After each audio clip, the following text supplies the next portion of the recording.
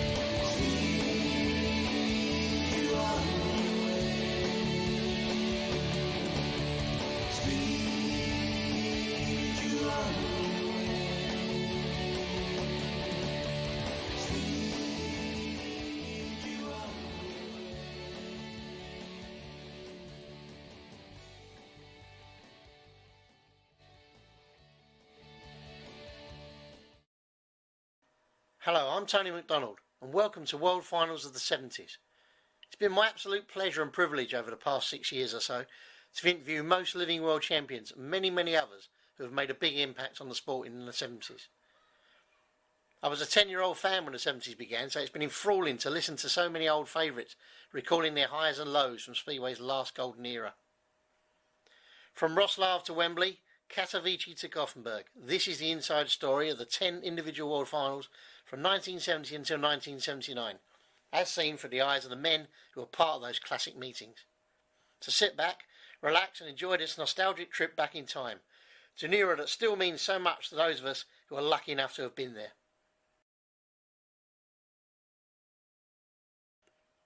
Our epic journey begins in Wrocław, Poland, where on a bright sunny day, Ivan Major was attempting to win a unique hat-trick of world titles in the first ever final stage behind the Iron Curtain.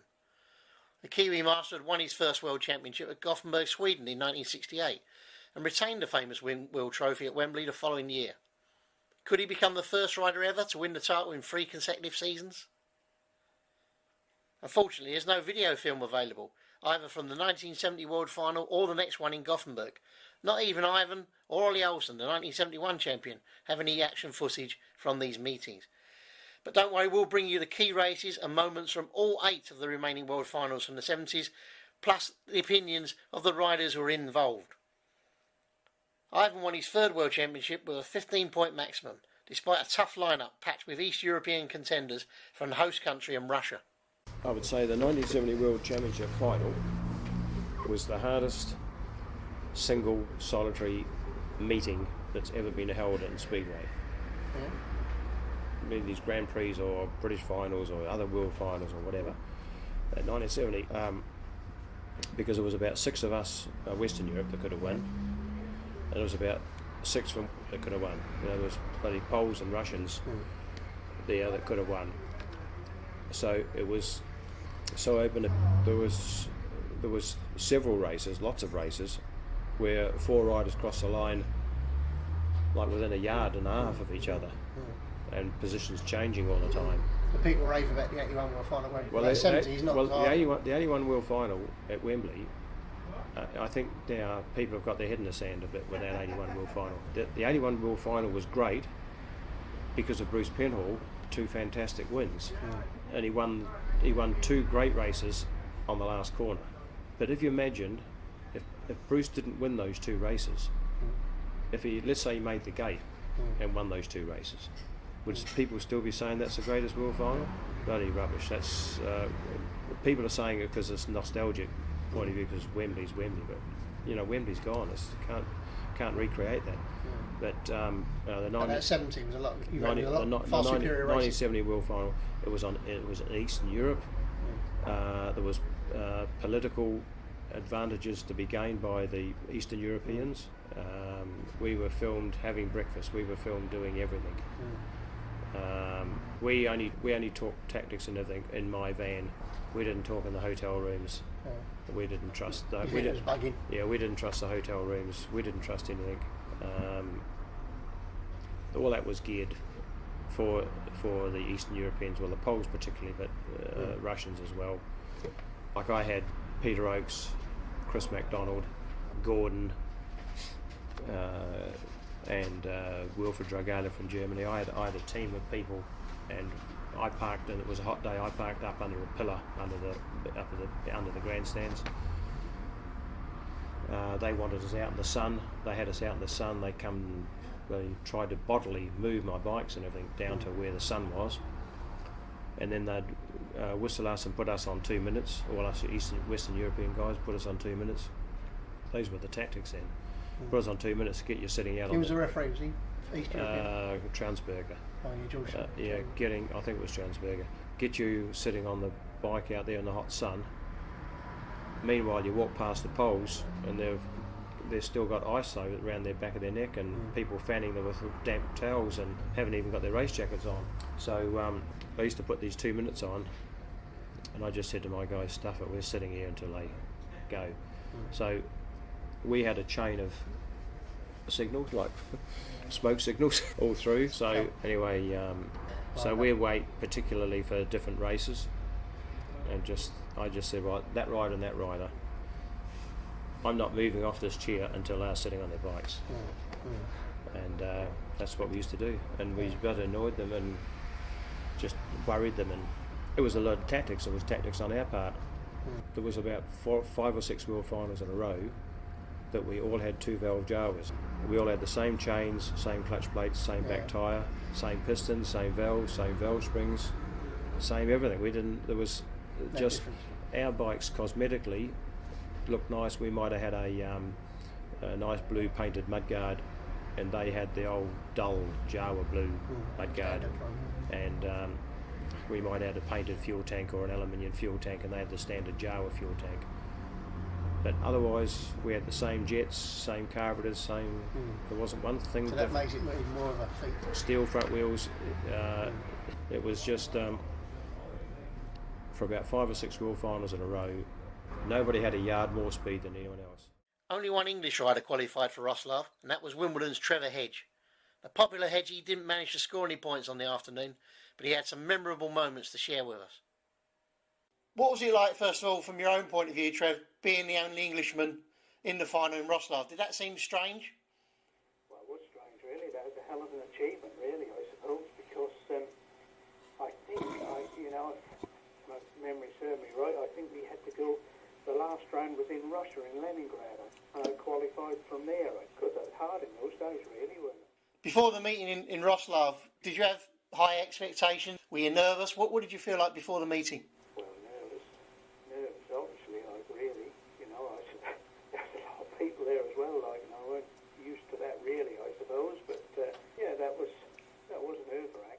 In your first 2 rides, you had mechanical problems. I mean, in the first race, you led Ollie Olsen till the start of the last lap. That must have been a big choker when the bike stopped there. What exactly happened? What I'd done, is before 2 or 3 weeks beforehand, I'd changed my Jap engine. What I'd done, I put a short rod in it to make the thing rev more.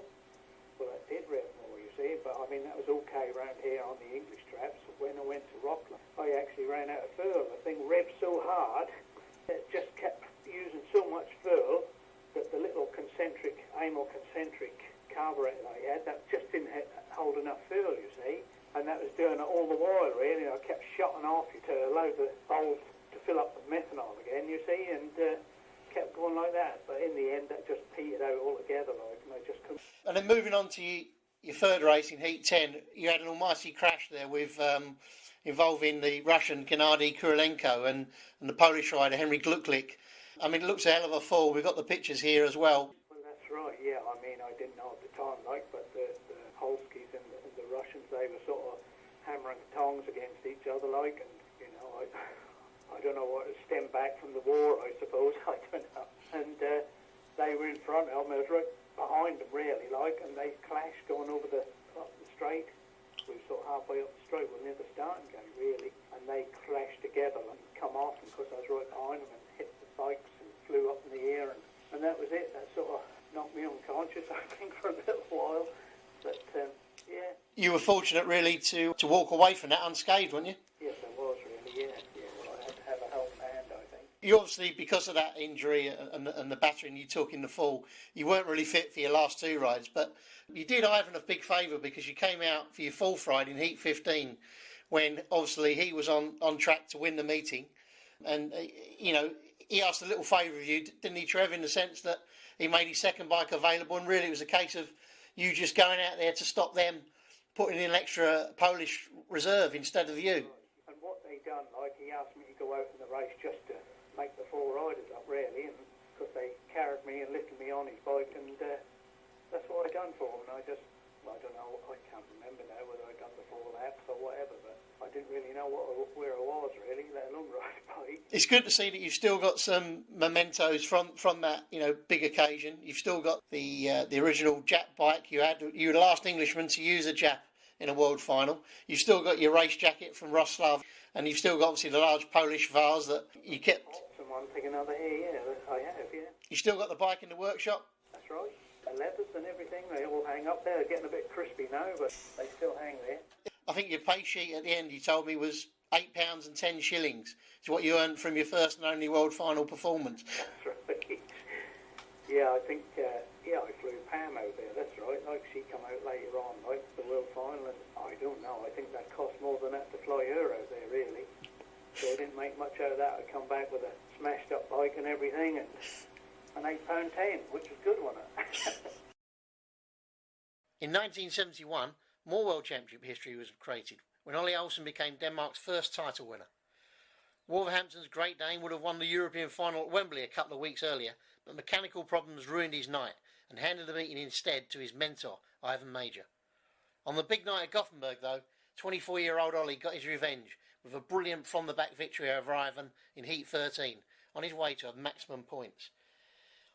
We visited Ollie's home at Sommersted in Denmark, and this is how he remembered the first of his 3 title successes. At 71, the big disappointment at Wembley with the stopping was a heartbreaker, Yeah. But within 4 weeks or 3 or 4 weeks, he'd gone to Gothenburg and won to win with 15 points as well.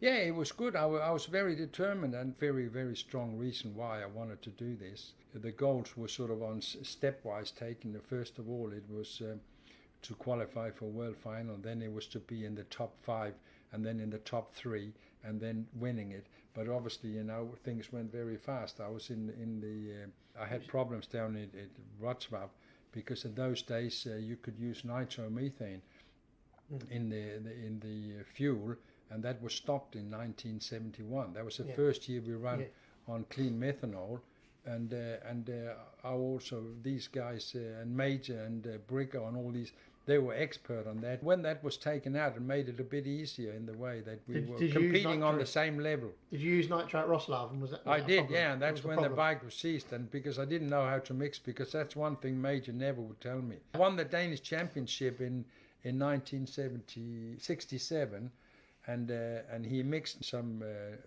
nitro and I brought it back over on the bloody plane, 5 litres of methanol, which I used over there.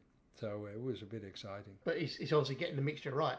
Yeah. Oh, you got to get it right, and you also in 70 you didn't know, you wasn't so sure. No idea, and also it was a bit of experience that you tried it, because it's a different temperature and the different humidity in the air that affects burning of it, and then you easily seize those engines. The 2-valve Czech Jawa machine that Ollie rode to glory in Gothenburg now stands on prominent display in the main reception of the Hotel Norden in his hometown of Hardislev, where visitors can admire the stunning 24-carat gold-plated bike through a glass casing. Ollie is the first to acknowledge all the help he received from Ivan in his early days in England, soon after he arrived from Denmark to join Newcastle Diamonds in 1967.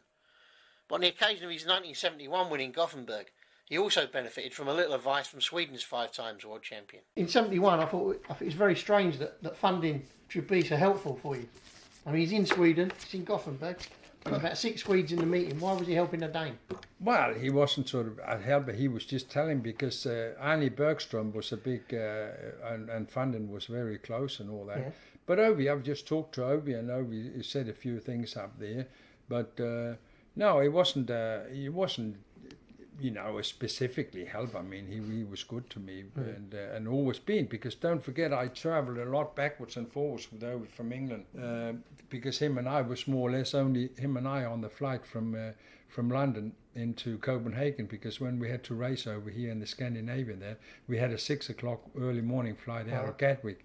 So he was often with them. Yeah, and I've always got great respect for Funden. He was sort of a hero in my days. That I thought Ovi Funden, yeah. He was fantastic. Was he your biggest hero? Yeah, he was the one there. Well, Major because when Major I became close with working with. No, I liked Ivan, you know. I thought he was very good, and he was good to could explain things and things like that. When you were at Newcastle together for that first 2 years, did you travel together in the car? Yeah, we did. Ivan driving, was he? Yeah, he was driving. And you would you asking him questions, picking his brains? All the time, yeah. He kept asking me questions. I used to ask him. Logging it up there. I used to ask him the same question 3 times, and if it got 3 different answers, I used to make my own. But if 2 of them were the same, I thought it would be pretty close. So yeah. I mean, we travelled so much on the road, and it was good.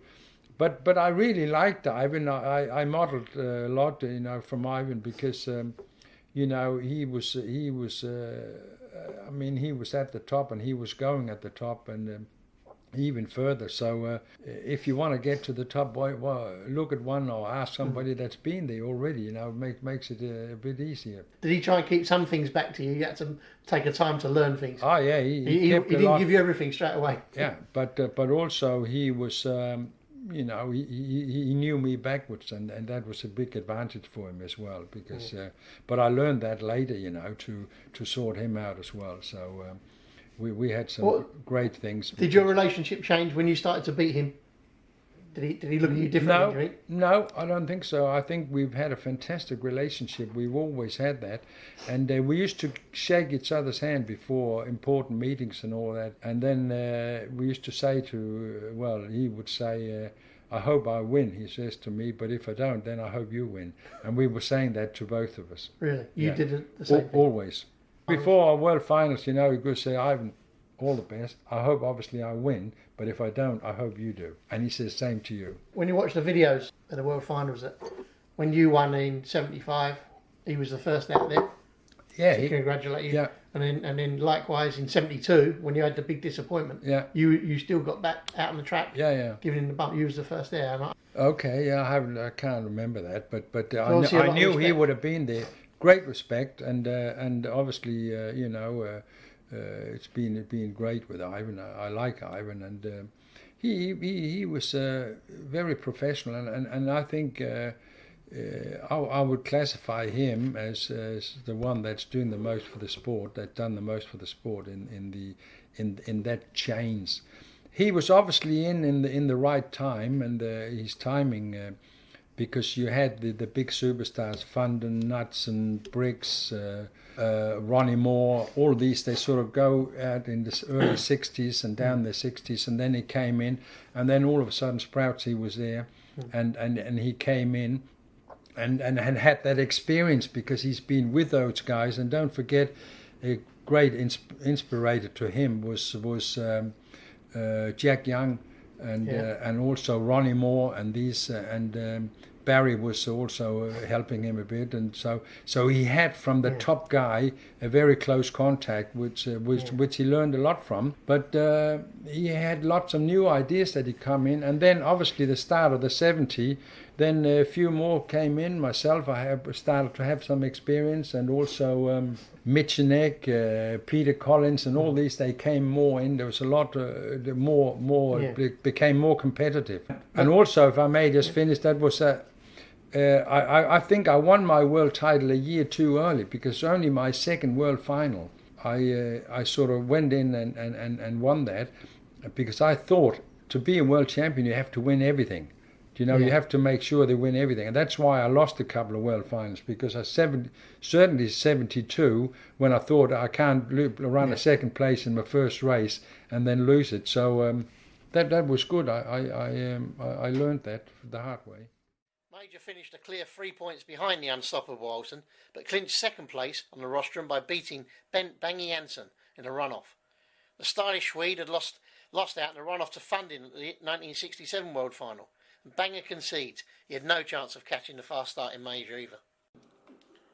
Did you 12 points again, and you were third, but you lost the runoff to Ivan, second place. He had a very good start, you know. I wasn't ready. Those days it was a German referee, and Ivan probably know, you know, like long track. He came up and the tape went up before I came out to the tape, you know. He was gone? Yeah, he was gone. So I had to chase him, but he beat me anyway. Yeah, but Gothenburg was not an easy place to pass, was No, it? It was pretty flat. Yeah, and big track, you know.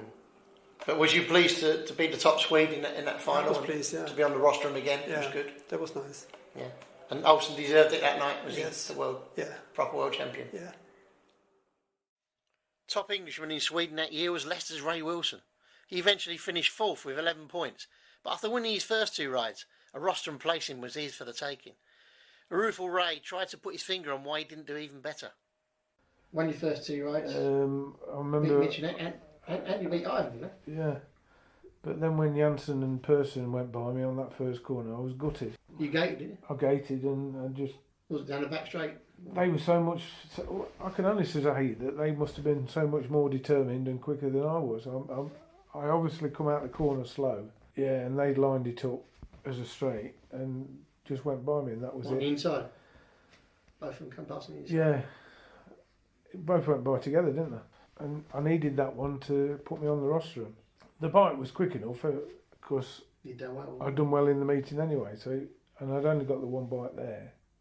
No, I just rode the race wrong. I was up against two Swedes in Sweden with the motivation that gave them. I wasn't obviously motivated enough. They were motivated more than me. I don't know. Why do you lose a race and then think to yourself, well, why did I lose that? The guy rode a better race than me. It wasn't because I didn't want to win the race, or it wasn't a lack of effort. On the night, they beat me because they were better than me on that race. Third in your third ride, behind Olsen, who won it obviously, Godaev. That was in the rerun off the end Krona now. In that World Championship book, they've made the comment in there. They spoke about, you know, Ray Wilson, his suspect temperament on the really big occasion. In the Speedway Star, the report, it said Ray seemed to expect the interval to come after heat 10, and obviously the interval was after heat 12, not as normal. But he said that you and your mechanic seem to be under the impression that the interval was going to be taken after heat 10. You were in heat 11, but you weren't really ready to go, and like it was a last minute rush. It was like you had to rush into the pits, get your gear on quickly. Yeah. And to rush out onto the track, and you got the gate, and then Krona went over the tapes. Then he went up to the bloody, you see the referee, there's a long delay. And they seem to think that your concentration had been disturbed by them two things, really. But that wouldn't have happened to Ivan, would it? What's your own take on that then? Were you rattled by it? It was a fair assessment, and I'm probably... I mean, you won your first two. Had the pressure start to kick in, you think? Oh yeah. Yeah? I guess pressure had kicked in, and yeah, you'd won your first two. You know, writing was there to... It was for me to lose it, but I should have been switched on enough to have known what was happening. It was my own, because I hadn't... Major wouldn't have fell into that trap, purely because he'd have gone through every eventuality, with it being a world final, to eliminate all. But I didn't, and I don't think we as Englishmen have got the... We didn't do them sort of things. I just rode each race for what it... But you weren't studying it and planning it enough? No. And that's why Ivan took it to another level. His planning and psychology on... It wasn't purely just riding the bike. He put a lot more into it, didn't he? Can you remember what was going through your mind when Encrona was messing about, protesting the referee? Was you getting anxious thinking when they're going to start this race? And Yeah. was you getting edgy? Yeah. But indirectly that worked for Persson and Janssen and Persson, didn't it? Yeah. You know, it worked for the Swedes. Regret? You look back on it now? Oh, big regret, yeah. You could have won that night? Yeah. Yeah, I could have been up there on that. So near and yet so far. And I didn't appreciate the significance of these things at the time. Yeah, you wanted to go out and win every race and do your best. But I don't think, as an Englishman, we put the planning into a meeting that we should. That wasn't a part of the sport in them days. No. I mean, you didn't, like, was Ivan the first to keep records of the gearings on each track? I'm sure he was. I mean, did you used to just do it from memory, like, go to Sheffield, you knew what you did last year, and this is what we do tonight, you know? I didn't keep an analysis of each meeting, much like I hear now Ivan used to keep. It wasn't something I knew about at the time or I was told to do. That's why he was consistent at the level he got, and he won 6 world titles. Do you wish that you were more professional? I regarded myself being as professional as anyone and better than most. But obviously, I didn't realise the importance of detail.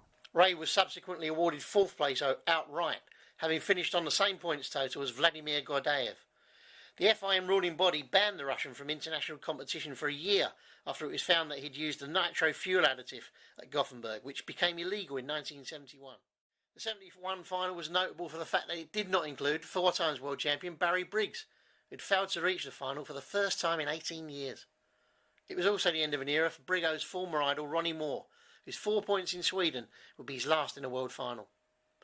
The Wimbledon star and double world champion also made a slice of history as the last rider to use the British-made Jap engine in a world final.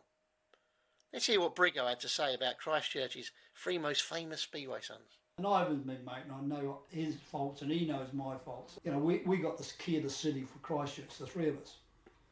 But it was all Ivan. I wrote to the mayor, said I can't come, but just remember one thing, that Ronnie Moore was a better speedway rider than Ivan or me. So make sure you look after him. You know, he doesn't get what he deserves. And I wrote that, and I wonder what the mayor thinks, you know. And it wasn't bitchiness, I just, where I'm standing, you know, Ronnie's a good bloke and he's better rider than me and I. And we had the desire more than Ronnie, that's all we had. We weren't better riders, we had the desire, you know. The FIM's new 3-year world final rota of England, Sweden and now Poland saw the 1972 stadium return to its spiritual home at Wembley. After missing out the year before, a hungry and much revitalised Briggo is back with a bang, in more ways than one.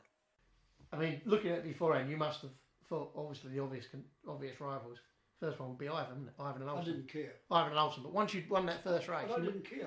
I was going to beat any of them. I normally attract with Ivan. Ivan and me, you look at when we won on World's Best Bet, we're useless. Because I can't stand the bloody tapes moving and all the shit that come with it. You know, there's the baggage of it. And that world final, I stayed back at the tapes, and Ivan went backwards, forwards, and he looking at me because I normally went up to the start, probably the first one on the tapes, which was, now you look back, is ridiculous. You know, I just want to settle down and ready. You ever look at the tape of it? I don't go in. I just sit there, fucking watching him, and he's kind of looking at the corner of his eye at me, and he come back, and then he go, fuck it, you know. When I went in, I was ready, and you know, some of these, you know, I think I got a bit of a flyer because I went in after him. You know, I'm smarter than us. He had a book, you know, this bloke, how this referee works, and you know, this bloke's a prick, and you know, I thought I just like the racing. You know, a bit lovely. You know, I hear these blokes, oh, I'm doing so many meetings, I'm flying everywhere. I go, fucking hell, what do they know? We used to get on Saturday night and drive a mine 1,000 van to Germany to race on grass track. Take the engine with us. When we got there, put the engine in. You know, with no mechanics, you grab a German lad, hey, give us a hand. You know, and I read all this, and if you say it now, Tony, well, you fucking old silly old fart, you know. Barry, who had won 2 of his 4 world titles under the famous Twin Towers, in 1957 and 58, made the best possible start by beating his main rival Ivan Major in their first race, Heat 2. Unfortunately, Brigo's delight at beating his old Kiwi mate was short-lived. A dramatic Heat 5 changed everything. Champion 18 times here, there he is, the mighty Brigo, a track colossus, one of Britain's great ambassadors of sport. And there we go, Barry Briggs, suddenly the man who looks most likely this evening at Wembley, and he's got inside him Bert Persson from Sweden. He has got Grigory Chizlowski from USSR, and on the outside Valery Gordeev from Russia. So we have from the inside Persson from Sweden, then we have Chizlowski from Russia, then we have Briggs looking around there, just feeling his way around on the third grid there, and on the far outside of the checkered helmet we have Gordeev. This one, Heat 5, World Speedway Championship from Wembley tonight.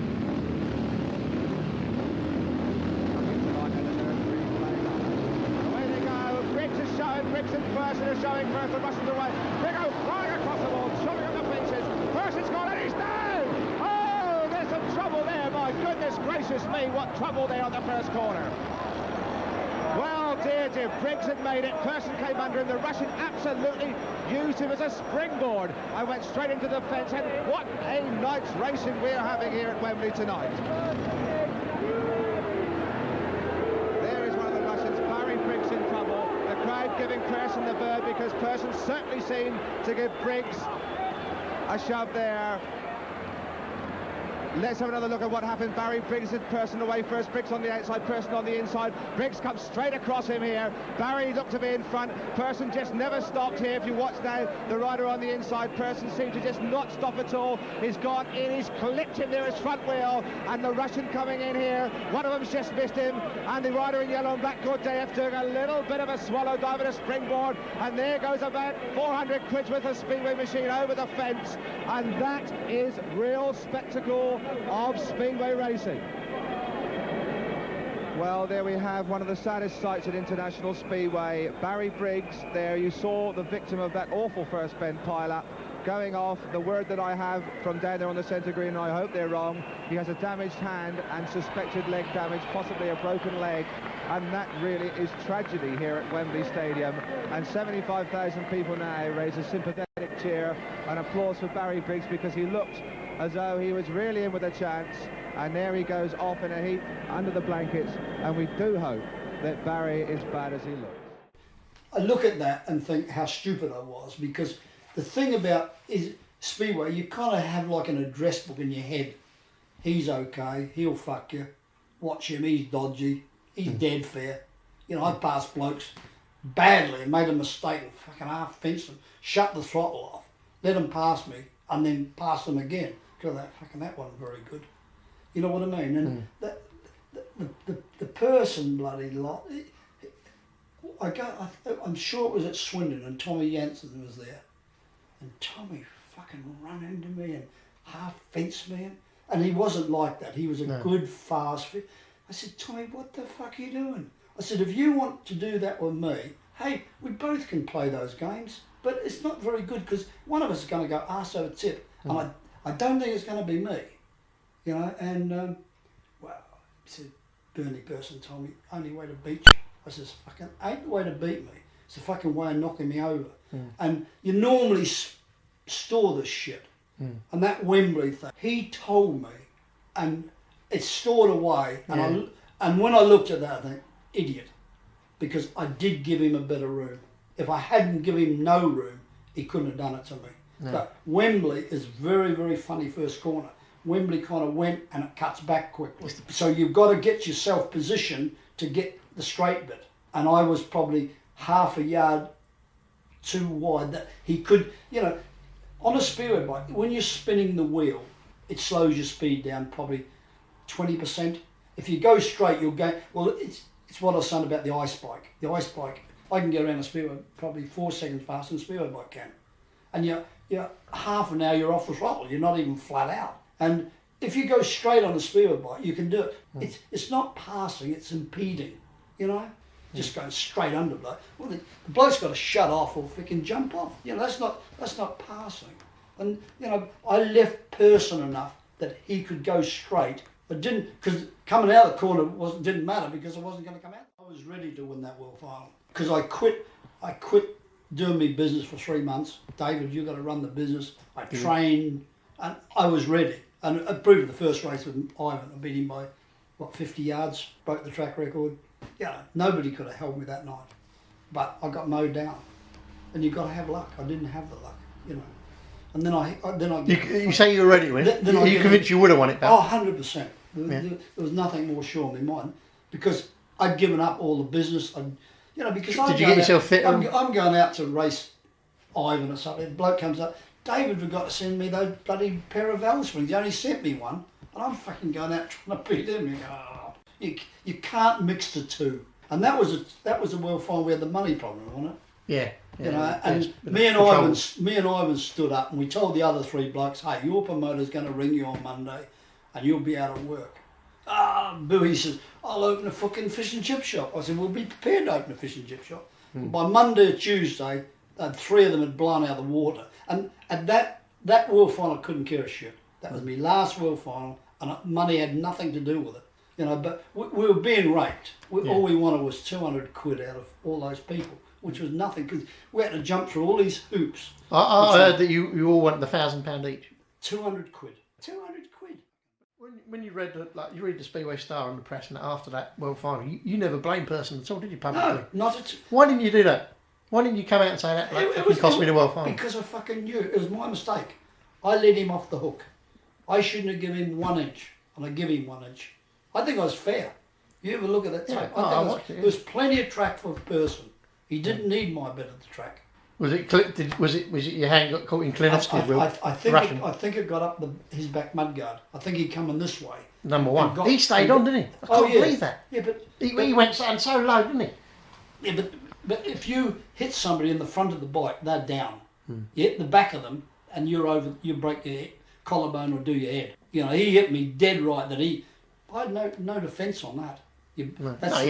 That's the light part of the bike. Your body's back. Take your front wheel. You're absolutely rooted. Do you think your hand got caught up his mudguard? I think as he come in and he kind of threw the back wheel at me, I think my hand went up and I think my finger was pulled off because Ivan come running down at me. Come on, you can still do it. Tape them together. But I looked at him. This one was fucked as well. And that's how much grip I got. I've only got 2 fingers grip now. That's as much as I can close it. So my heart was big. You know that. If I had half a chance, it would have been there, but nothing. Yeah, you do. I had half a hand. But at the time, I think the first diagnosis, they might have to take a couple of fingers off, didn't they? Oh yeah. When you first got to the hospital. Yeah, but I was lucky. But I mean, so you must look at it again and think, yeah, shit, I lost the world title, I lost a finger. That could have been the end for you, pal. But at the time, it's really important. But then I go, I think I was a good rider, and I enjoyed my riding. You know what I mean? I look at it and think, I could do more than most on a speedway bike because I was always flat out and half in trouble. But the people liked it. People stood by you because they knew if they seen you ride that they're going to get the effort out of it. The promoters, they hated paying start money, but they paid me start money because they knew they were going to get their 50 quid's worth or whatever. Guarantee money, you mean? Yeah, and they know other blokes would go there and just cruise it. We weren't able to record an interview with Burnt Person, but the former Swedish star, who's still a legend among fans of the old Cradley Heathens, did speak to Backtrack magazine about one of the most talked about incidents in world final history. Bernie defended himself against Briggo's criticisms and told us, I was totally innocent when Briggs went to ground. If I'd done anything unfairly, I would have been excluded, and I wasn't. Briggo leaned over me with his elbow, and if he hadn't hurt himself, I'm sure it would have been a restart with all 4 of us. Ollie Olsen's hopes of successfully defending his crown were shattered in a rather hectic Heat 4. Being another cracker on the inside, we have Sweden's little fireball stylist Krista Lofquist from Poole. Next to him we have John Louis, the idol of the English crowd, the new boy from Ipswich. Then in the white helmet there from Denmark, the reigning champion, the target for tonight, Ollie Olsen from Wolverhampton. And on the outside we have Bernie Persson from Cradley Heath in Sweden. A real tough one.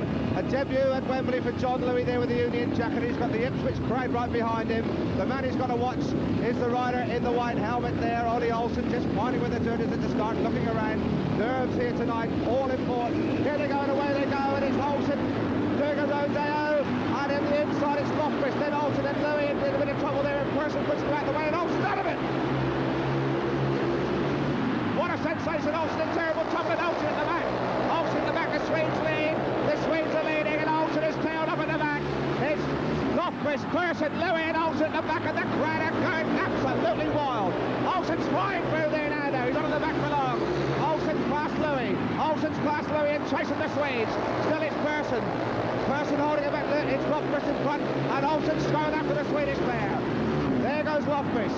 Lofquist in front, then Person and Olsen making a big effort now. Olsen trying the inside there. What a champion this man is. He's through. He's through to second place. What a fighter. What a champion. Now he's going after Lofquist, and I think he's going to get him now. They're coming on the last lap now, and the crowd are jumping about. Olsen trying the outside. Olsen's going to take it. He's down. Oh, what a sensation. He is down, and it's Lofquist in front. Has he lost his title? It looks like the world champion. We're going to have a new world champion. Olsen is dead unless we have a miracle, but it's Lofquist over the line. Lofquist first. Second we have Person, and third we have Louis. And the world champion has remounted. The world champion has remounted. But that was the winner, Lofquist from the inside. A race of absolutely remarkable drama. Lofquist is the winner for Sweden. Olsen, a faller on the last lap after making a phenomenal effort. And this really is one of the most sensational world finals of all time. And now we can see it. You can see Lofquist holding the line and also making a colossal effort. And he's just lost it there. Too much motor there, Ollie. Down he goes. Unheard. What drama.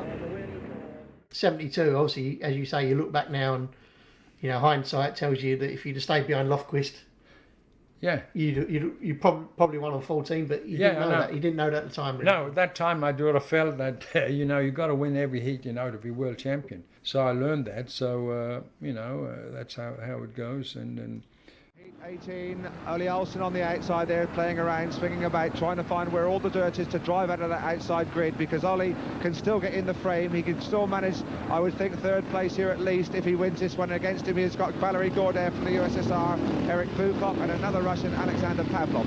Pavlov is the man to watch. Pavlov has been absolutely like grease lightning out of these paints. So let's watch and see what happens here on the outside grid. There's Pavlov again, and Olsen in a bit of trouble there, and Pavlov's with a tremendous start. Olsen trying the boards, and it's Eric Bukov on the inside of him, and Ole Olsen, the reigning champion, is in third place. It's Pavlov, this gate crasher from Moscow, flying away in front. Bukov moving over out of the way, because Olsen's coming dashing through, and it's Ole Olsen now going after the Russian. The Russian leads, Olsen chasing hard.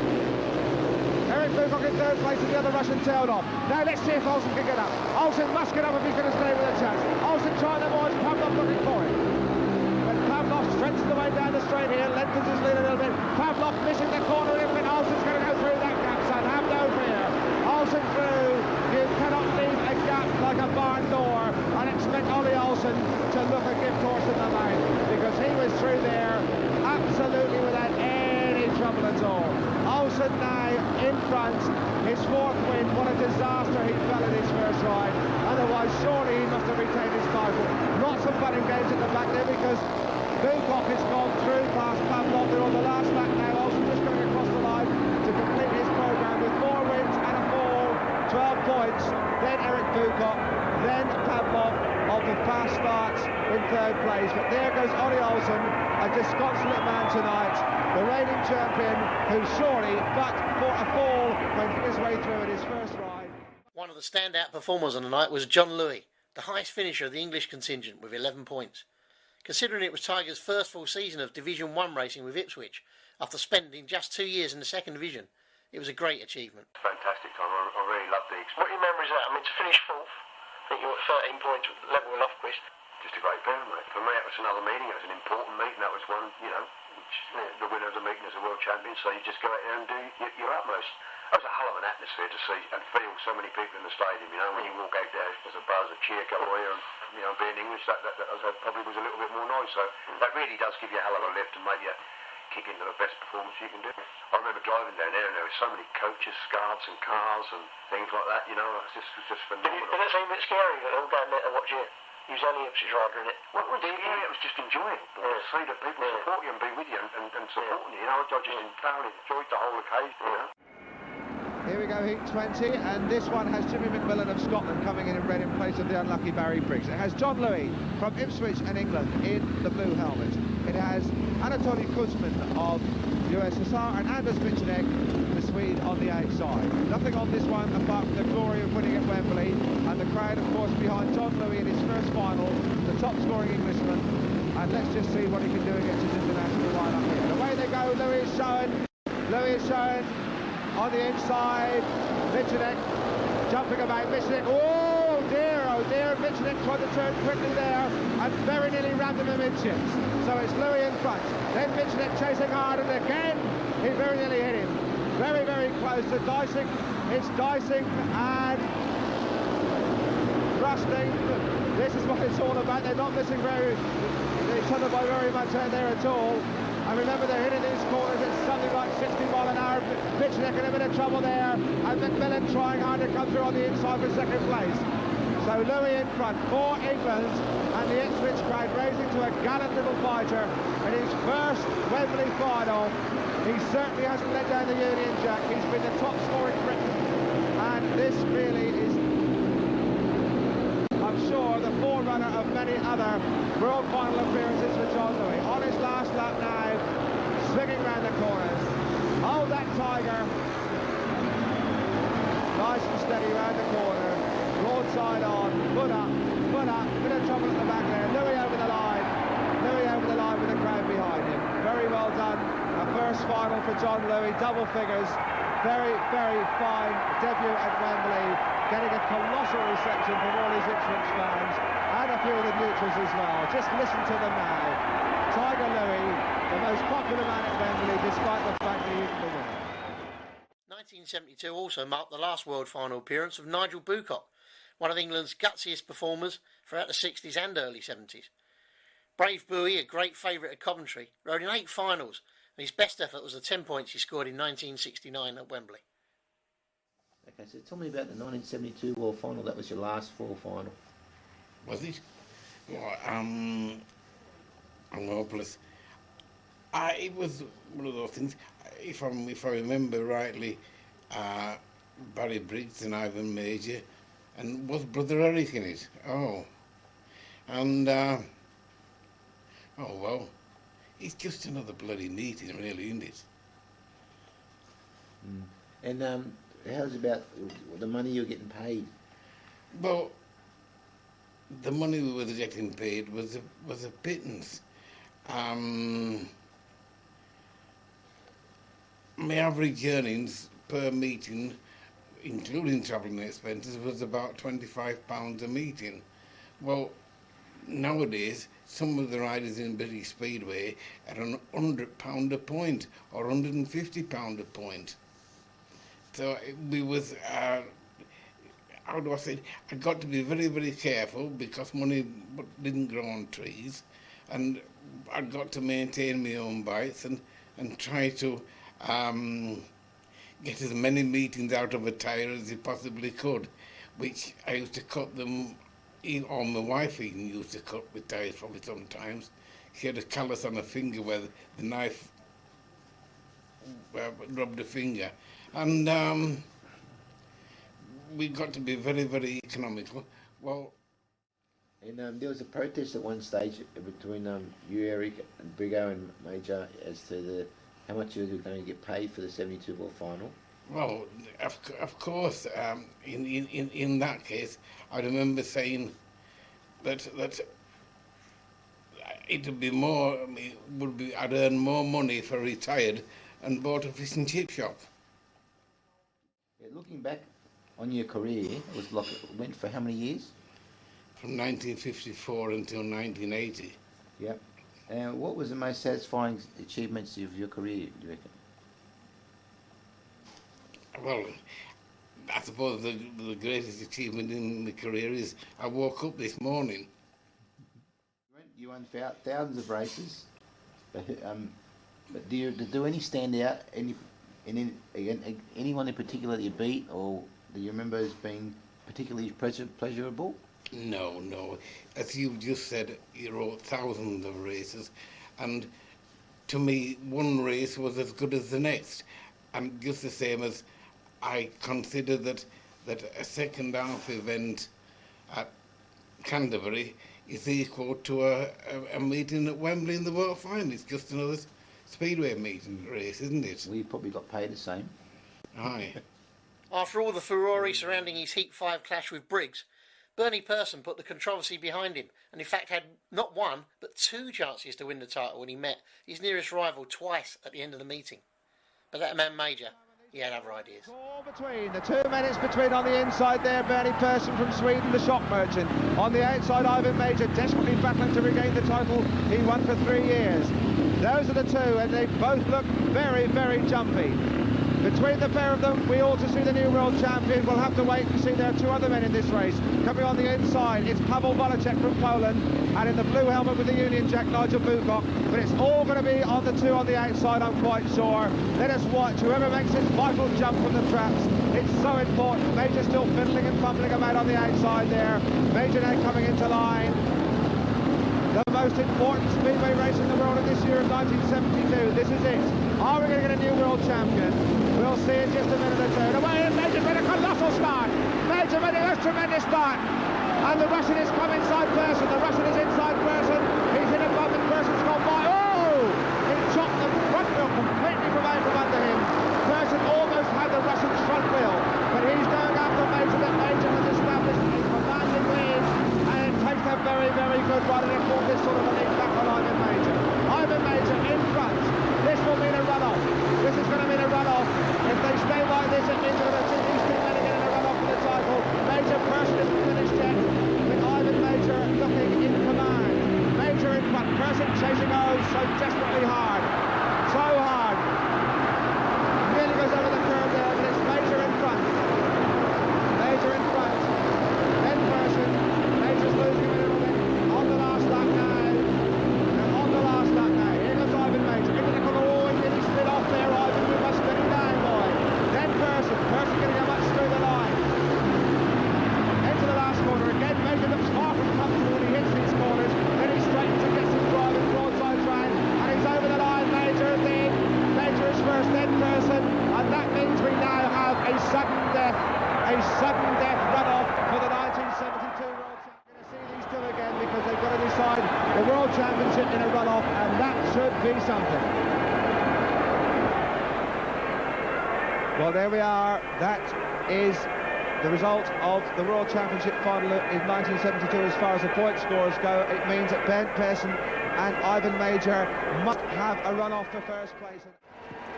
They're getting ready to race. They're getting ready to race. They're clearing the cameramen. They're clearing the officials. This is the one it's all about. This is the biggest speedway race of 1972. Whoever wins this one is the world champion. It's worth £20,000 in perks to them. Here they come. Persson is the first off. There's Bernie Persson from Cradley Heath there in the Black Country. There's a lot of them here tonight. A lot of them here tonight. He's still getting a mixed reception. There's a lot of people here at Wembley. A lot of them blaming Bernie for the accident involving Barry Briggs, which put Barry out of the running and possibly out of Speedway for the rest of this year. Here comes Ivan Major. Ivan Major has the crowd behind him. Ivan looks around for his young challenger. There we come up to the line. The crowd are rising. The crowd are holding their breath. This one is going to be pure, undiluted dynamite. Rest assured of that.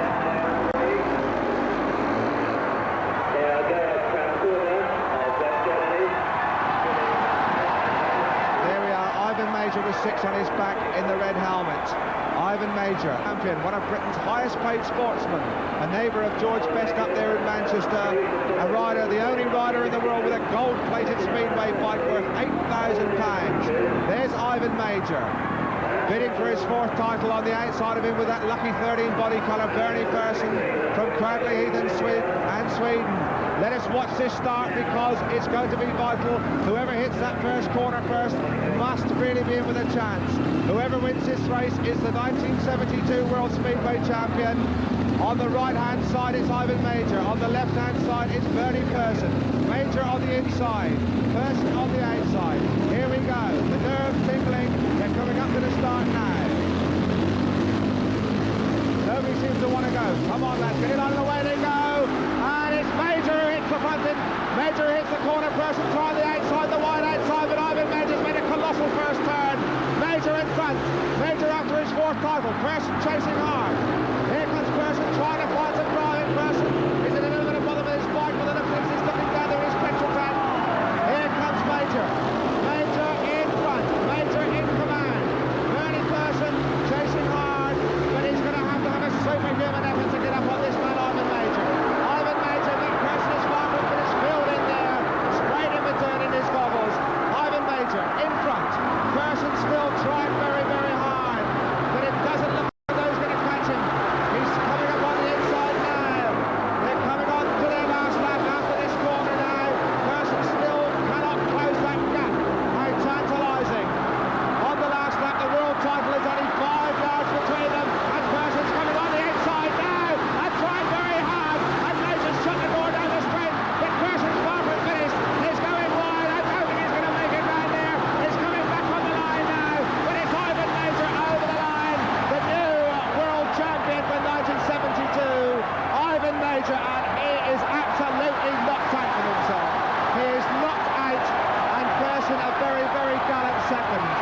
Bernie Person a very gallant second. He never gave up, but Major there acknowledging the applause, acknowledging the crowd, and 80,000, 75,000, who cares?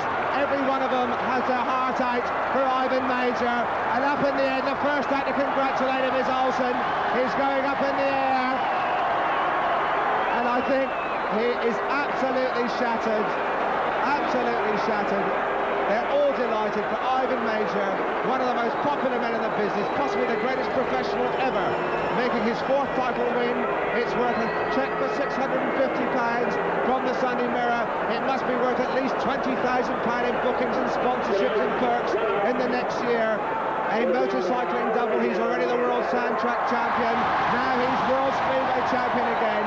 And just look how delighted he is, receiving the congratulations of the crowd.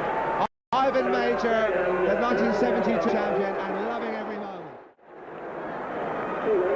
Great something. I thought it was good for especially the dark tracks.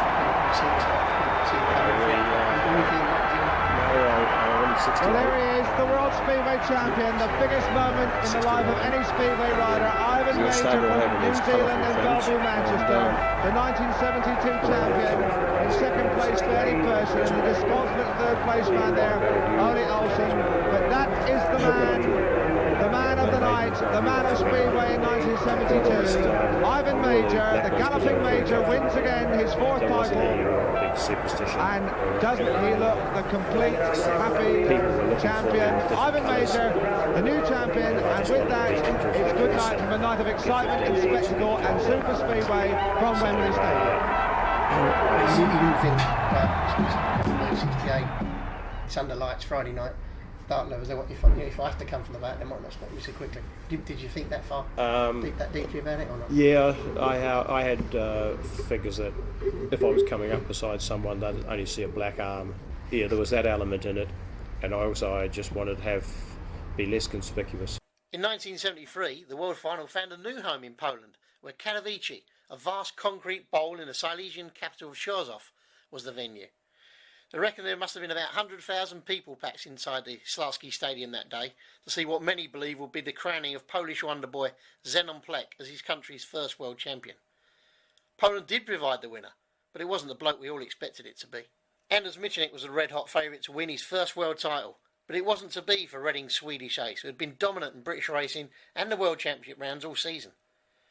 I spent a memorable afternoon in the company of Mitch at his delightful home on the beautiful Swedish island of Singu, where he gave us a very candid and entertaining interview that I hope you're going to enjoy. What happened at Katowice for you? Because did you break the tapes in one race? Yeah, I did. The referee, Transberger, a German bloke, he didn't like me. He had never done it. So he excluded me. That time, you could break a tape and still be in the race if the referee thought it was too, or you understand it. It was his judgment, yeah. Yeah, but he excluded me, and then I pulled off in the second, and then I went to the pub instead. No, I mean it was no point. No. I lost it. That must have been a big you must have felt very low at the end of that year because you dominated throughout the year, though. Club and country. I think maybe I was a bit too confident. I think I was, because everyone told me, and even the newspapers here in Sweden, it's only for Michanek to go down to Poland and collect the gold medal. It was so easy, and I thought that myself. Really? Yeah, I did. Because that year was easy for me. Everything went my way. Why did the things click that year? I mean, you had great years in England all the time, a tremendous average for your club. But internationally, what was it? What made the difference, do you think, in 70? Was you just more experienced than? I don't know. Could have been. I've started to use what to call it, psychology. Yeah. To train your mind. I had a girl who helped me, and I think that helped a bit, or quite a lot. You had to put your mind in. What did you do? Did you go to see her once a week, or? Yeah, that's right. Did you find it hard before then to focus and concentrate on Speedway? Not really. I thought I used 100% of the brain into it, but I probably didn't. Maybe only used 50%. Because I can remember going around the track during a race. I could think of, I wonder what we will have for dinner tonight. I could think like that during the race. Or tomorrow I must put my car into service, or things like that. Instead of using all the brain to the ride. So that must have taken a lot out of you, though. Mentally, at the end of the 73 season, you must have, you put everything into Speedway. Yeah, I did. And as I said, to not win at Katowice was, Yeah, but it was my fault. I mean, why should I break the tape? I could wait. A broken shoulder, sustained just weeks before Katowice, spoiled Ollie Olsen's chances of regaining his crown. But he still scored 11 points and picked up a win in Heat 18 that at least kept Major in the hunt. I had the accident in 73. Shoulder oxygen. Well, yeah, and also, and then my throttle came off, but the throttle grip came off at Sheffield, and so that was a season that. So I had to qualify also on some local, injections for pain stuff. Yeah, and at Coventry. Remember at Coventry, the Nordic British final or whatever it was. You just got through that. In fact, you didn't even take your last ride. You got through before that. Yeah, because I had 73 was also a very good season until that happened. Yeah. So you did Ivan a big favour in that meeting, though, by beating Shazakil in Heat 18. Yeah. Gave Ivan the chance for the runoff. Gave him a runoff for the. So you must have pulled everything out there. Oh yeah, I pulled. He's probably told me perhaps that. No, I would do that anyway for him, but... So, after a somewhat suspicious win for Plek, there's only 1 point between the top 4 riders. Shazakil is a win away from the world title, and Plek, Klenowski and Major waiting for him to slip. With Major winning Heat 17, Heat 18 was crucial. And so Heat 18 and the race that could decide the 1974 World Championship, because if the rider on the outside, Jerzy Szakil there from Poland, if he wins this one, he is the new champion. He has already scored 11 points, and a win here will put him on 14 and untouchable. In this race he has on his inside Edward Jankovic from Poland, then we have the Russian Vladimir Paznikov, then Ollie Olsen in the white helmet in 3, and Olsen seems to be the one man that can beat Szakil in this one. Szakil has made some tremendous starts, and if he really gets out in this one, we could see a new sensational world champion. And away they go.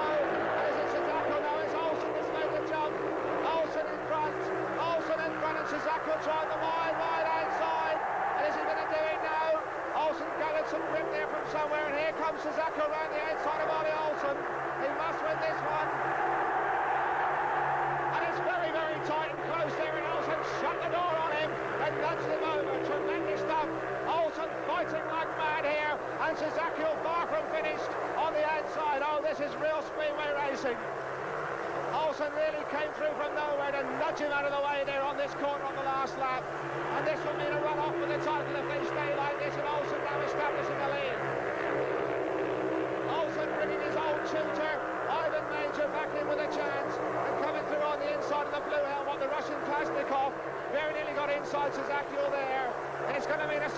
runoff. Olsen, Sazakul, Pasnikov isn't finished yet.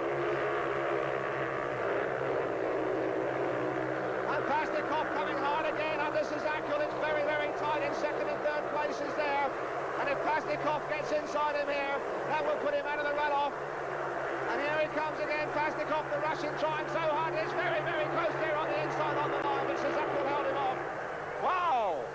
Olsen has given Ivan Major a reprieve, a chance to win his title back, to hang on to his title, because it seemed that Major was out of it. He can thank that man, Ollie Olsen, the boy he taught to ride Speedway at Bellevue, Manchester back in 1967, has put Ivan Major in a run-up for the title at the very least.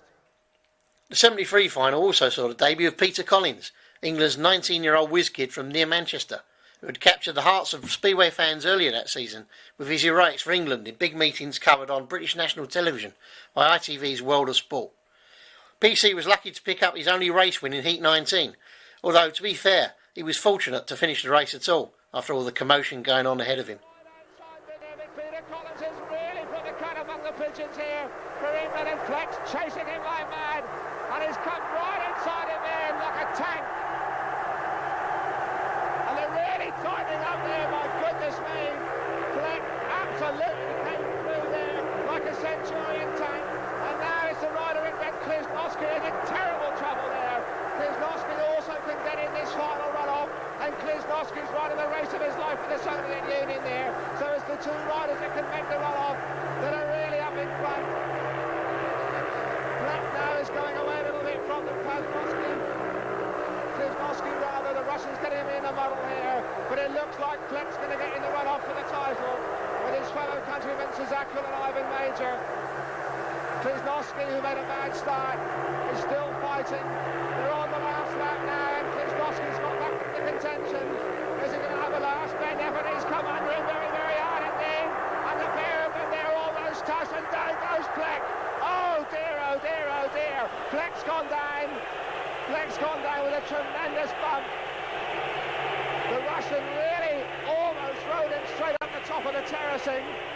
And the crowd are on their feet, the whistles, the boos. What a drama. Fleck is down, Fleck was in front, you saw it there so clearly. And we wonder now what the ACU referee is going to do. Because I don't know what happened there. I think it was actually Collins who finished in second place, so Gordaev must have gone down as well. Fleck is still down. No, Fleck is on his feet. And now, what is the decision of the referee? What a sensation. Fleck in front, the Russian came after him, went under him so hard, they leaned on each other, they elbowed, and there's a fine piece of sportsmanship by young Peter Collins from England, who picks up Fleck and takes him back to the pitch. But now, what is the referee going to decide? Is he going to exclude the Russian, or has Fleck been pushed out of the 1973 World Championship final?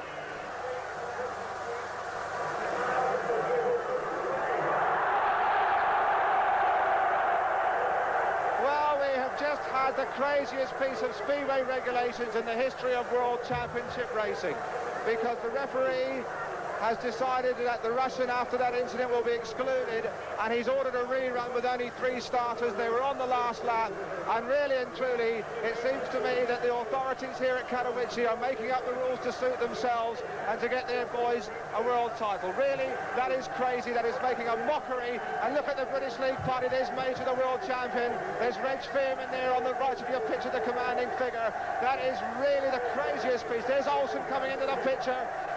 The boys from the British League hate this. They think this is a diabolical liberty, and to be honest with you, in my opinion, I agree with them absolutely.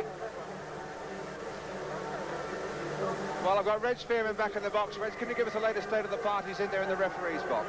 Just a quick one, Dave, and that is to say that the Russian delegation have left the referee's box.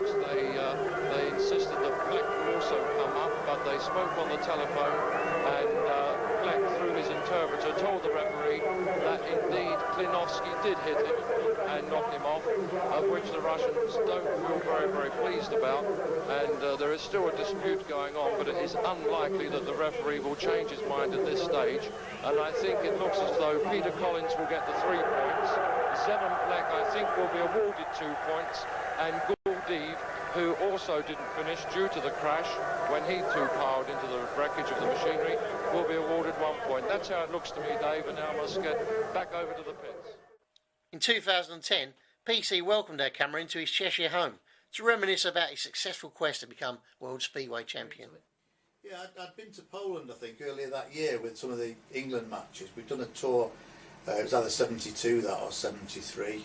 We'd actually done like 3 weekends in Poland, and so I knew what Poland was like. I knew the tracks were pretty much all the same, and I knew that the actual Polish riders on the home track were unbelievable, and it was the two-valve Jawa days where, you know, they had an endless supply of brand new two-valve Jawas because they came from within the Soviet system, the communist system coming through from Czechoslovakian Jawas. The Poles and the Russians had more bikes than you could poke a stick at the end of the day. And they had fantastic, you know, they had brand new bikes just for the practice, and they'd have brand new bikes for the actual final. They had that much gear. So the Poles on the home track were just awesome, really. And, well, they various figures quoted, but I think that people said it could have been as many as 100,000 or thereabouts for the 73 final at Katowice. I mean, what was it like for yourself riding in front of the crowd of that size? Yeah, well, I'd done the world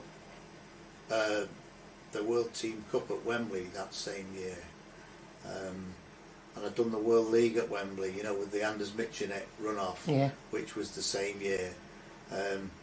Actually, the World Cup may have come after the World Final, I can't quite remember which, but I'd already raced at Wembley, so I'd got a taste for that atmosphere. But going into that stadium in Katowice with 100,000 people, you know, I was 19. I remember it being very humid, and the roar of the crowds, and of course in those days was a lot of military about, you know, with it being the old communist system and a lot of guns, and you know, could have been quite daunting for a lot of people, but just took it all in my stride at the end of the day. I thought I was in with a bit of a chance in that first final, but of course, you know, you can't do it just straight away like that, really. I needed a bit of time to sort myself out, and did I get 6 points or something like that? And I got the gift of the 3 in my last ride, which was a big bonus. That was my first World Final race win, I suppose. Yeah, talk us through that bit, because obviously that was as we see on the DVD, a horrendous crash involving Grigory Klinowski, the Russian, who stormed under Zenon Plek, who was like the golden boy of Poland at the time, at the start of the last lap. And you obviously had the best view in the house. You were third at the time, chasing the two of them. I mean, what was your own recollection of the incident, and do you think it was a fair decision at the end of it to just award the race and obviously deprive Zenon really of a chance in a runoff? Well, those two were in with a big shout. It was our last rides, and Klinowski and Plecky, they'd both be in a runoff. Either of them could have been in a runoff for first place with Jerzy Szakil and Ivan. And of course, the incident that happened on the track, when I was sitting in third place behind Klinowski and Zenon, I was chasing hard, but you know, the way they were going, I don't think I was going to get anywhere near passing them. But I just remember I had a grandstand view of it. I mean, I probably had a better view than anyone, because I just remember Plecky had made a nice run, and probably on about, was it the last lap would have been? Yeah, it was the last lap. The last lap, coming out the second turn, Plecky was leading, and he just sort of spun up a little bit, I think, coming onto the straight, and Klinowski had made a real blast around the inside. And the old tyres we used to use in those days, we used to use these sort of narrow barham tyres, and you know, they used to spin up bad, and I think Plecky suffered a little bit with that, but Klinowski came on the inside on this, probably some black rubber that was down there, and he just got a load of grip, and he just T-boned Zenon right in the side of Zenon. Zenon went down into the kickboard under the fence. Him and his bike bounced back into the track, and I was fortunate I was able to just go around the bike and miss Zenon as well. Of course, Klinowski stayed on his bike, so he was ahead, and one of the Gordy brothers was at the back, and he actually collected Zenon's bike, I think it was, and so there was 2 that went down in a big heap. It was just total carnage, really. I mean, it was probably a horrendous crash. I just probably felt very fortunate that I wasn't involved in it, you know. And of course the refereeing decision that was made, probably rather strange in this day and age, because I suppose Zenon really should have been awarded the win, and that would have given Zenon actually that 3 points to put him in the run-off for first place. But the referee, who was Transberger, was it at the time? Yeah. It was quite a strange sort of referee at the time, because his starts were pretty diabolical. But he actually awarded me the 3 points for the win, because I was perhaps the first finisher apart from Klonowski that was excluded. Would Zenon have got 2? I just thought. Yeah, I think Zenon was awarded 2, but I mean, if you'd have been him, you'd have been furious, wouldn't you? I mean, surely. Thinking about it, I mean, I wasn't going to complain. I mean, I got 3 points, and wasn't really my problem. I'm not going to say, well, you should have only given me 2, but who would actually do that? But of course, looking back now with this hindsight, we all know what happened afterwards. Yeah, I think Zenon should have got the 3 points, and he should have been in that run-up in first place, and then maybe we might have seen a different winner in the 70s. And what about the starts that day? I mean, I think George Transberger, the German referee, was also in charge at Wembley in '72, and when you look at the starts there and compared to how they are today, when it's all so strict and you can't even touch the tapes now without being excluded, so it's so far removed in those days, wasn't it? I mean, you look back at the videos now, and some of the moving and rolling that starts was unbelievable, wasn't it? Yeah, I mean, what we have now, I think some of it might be a little bit over the top, certain things on the starts these days, but certainly then, what you had was total anarchy on the start. I mean, the fact that riders used to come up to the starting gate and hang back probably a metre or even 6 feet from the tapes, and then they'd just look along the line, and if all 3 were there, the other 3 were there, they just used to take off, and the referee just let the tapes up. As soon as people stopped the forward motion on that coming up to the tape, he let it up. There was no sort of, green light, or actually get you up to the tapes, 6 inches away, and then you get the green light, and then you have a 3, 4, 5 second before the actual tapes went up. What you got there was like green light, go at the same time. So it was just, we used to call it Rafferty's rules, really, because when we went to Australia in the early days of the test matches, that was just the same. I think Reg Wilson was the one that said starting gates in those days, or starts were just Rafferty's rules. You just made your own arrangements and just went. You just went when you're ready. And if anyone sees that run-off with Ivan and Jerzy Shizakiel for the 73 World Championship, when they had the run-off, when they both tied on points, Shizakiel never even stopped. He took off from the pit gate, and Ivan was already up there. By the time he got to the tapes, he hesitated and slowed down and just took off, and the referee let the tapes go. I mean, totally unacceptable in this day and age, but you had to live with those rules, and the good blokes were on the ball with that, and they were ready. Yeah. After all the shenanigans, after all the drama, after the protests and counter-protests, we now once again have a 2-man run-off for the 1973 World Championship title. There for Great Britain and Exeter, we have Ivan Major on the inside in the red helmet, and his opponent is the unfancied outsider, Jerzy Shizakiel from Poland. Major, will remember, a year ago at Wembley we saw him in a 2-man run-off with Bernie Persson. Major bidding for 5 titles in 6 seasons, and no man has won the World Championship more than 5 times. And Shizakiel's got a flying start again. Shizakiel got a tremendous start again, and it's Shizakiel leading for Poland, and the Polish crowd really rising now. What a surprise this would be, but Major, I know, has not finished yet. Major left at the tape says Shizakiel has made some jet-propelled starts this afternoon, and now he's leading on the first lap, but Major is closing with him. Oh, Major's in the terrible corner there, but he's found some drive from somewhere and coming back now. Ivan Major from Britain, Ivan diving underneath him now, and they're in trouble there, and they're both. And Major's gone down, Major's down, Shizakiel keeps going. Well, you saw it for yourself. Ivan Major's down and out. Shizakiel keeps going, and it looks like Shizakiel's going to win this world title. Again, the drama unsurpassed. You can see Major still lying down there. Well, it looks like a Pole's going to win.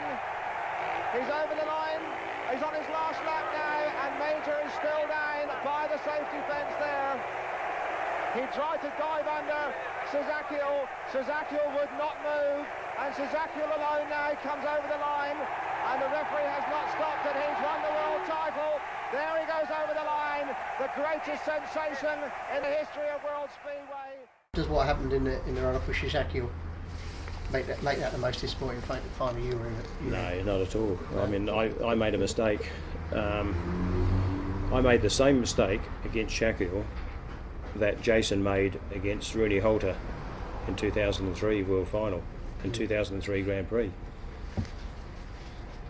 You're in a position, you're trying to be world champion, you're not in a position to shut the throttle off. And as it happened, Jason was about a yard ahead and took Rooney's front wheel away, so Rooney fell down and Jason was disqualified. I was a bit yard back and I hit the back of Shaquille's bike, but if you look at the video film of that meeting, long track engine, that meeting, so I was getting a lot of grip around the outside. I planned to pass Shaquille on the far end on the next lap around, but I caught him quicker than I anticipated. I didn't expect to catch him that quick. I was building up. I was taking about a lap and a half to build up, but there was a gigantic hole there ready. But when he heard me coming on the inside, he moved down the inside, and just like it was a bit slick going across there, so I had no option but to run into him. So no, the disappointing ones for me were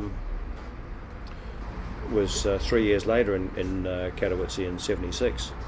Like, I made a mistake then. Well, I didn't make a mistake. I was just bloody racing, but that was not his fault. That was my fault. The same as it wasn't Rooney Holter's fault. It was Jason's fault. Yeah. So same thing cost Jason the 2003 meeting. Jerzy Shackle was never a worthy world champion in the eyes of most fans, but Major felt he deserved more respect than he got. Did he deserve more credit or respect than he got? Right, Shaquille should have got more, because what people forget is that in Ribnik, in the year before, in the World Pairs, or 1 or 2 years before, he got an 18-point maximum, and we were all there. Brigar, myself, and everybody, everyone who's anyone was in the World Pairs final that year. Can't remember who won it. I think Poland won it. Yeah, Poland won it. Brigar and me were second. And Sweden was so he third. could do it against top opposition. Yeah, but he's a bit like an Egon. He came to Wembley, and he's not a British League rider track. Well, 2 weeks after the World Final, he came to the World Team Cup, he get a point, didn't he? And that was really disappointing for, But you've seen him have good meetings, obviously riding Poland against Great Britain. Yeah, but the fact of the matter is, he won the World Championship then, under the conditions it was held then. Just like whoever wins the World Championship this year will win the World Championship under the conditions held now. So that's it. Were you surprised though, because everyone in Poland were saying that Plex the golden boy and who won the kid in Poland? Were you surprised that it was Suzuki who gave you the hardest challenge? No, because Plecky was a bit of a Kelly Moran. Plecky was just so brilliant, and perhaps didn't know why he was so brilliant. You know what I mean? So you weren't surprised that Shaka was emerged that day then? No. In the Polish quarter? No, I knew who the Polish guys were going and what they were doing. It wasn't such a shock to me when he won his first couple of races. And also there wasn't as much pressure on him. A lot of pressure on Plecky.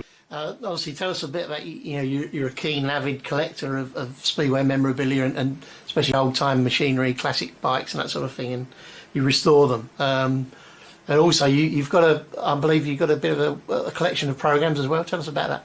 Yeah, I had a few years ago, I was going through I'd saved all my programs from all my meetings. I used to go to a meeting and then just put them in a box, and and then I'd stick that box up in the loft or something at the end of the season, and the following year, I'd start another box and just fill them up. And then I realised, I'd got such a lot of programs. I mean, all my World Finals, and when you look at not just individual ones, but Team Cups and Pairs World Finals and so on.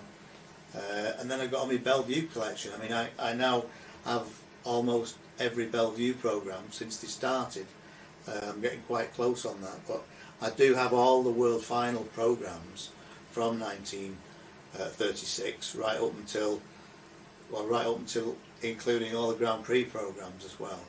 But what I've actually done as well, with having a lot of contact with all the riders who are still around, I've actually got them all to sign all the World Final programs. So, you know, that to me, not only have I got the actual programs, but I've got them signed by the champions.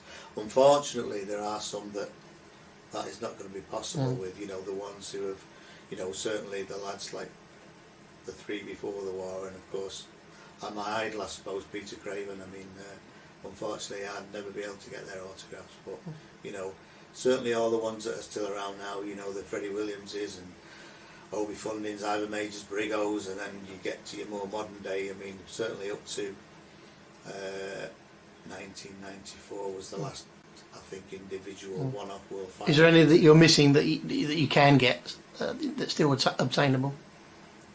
Autographs?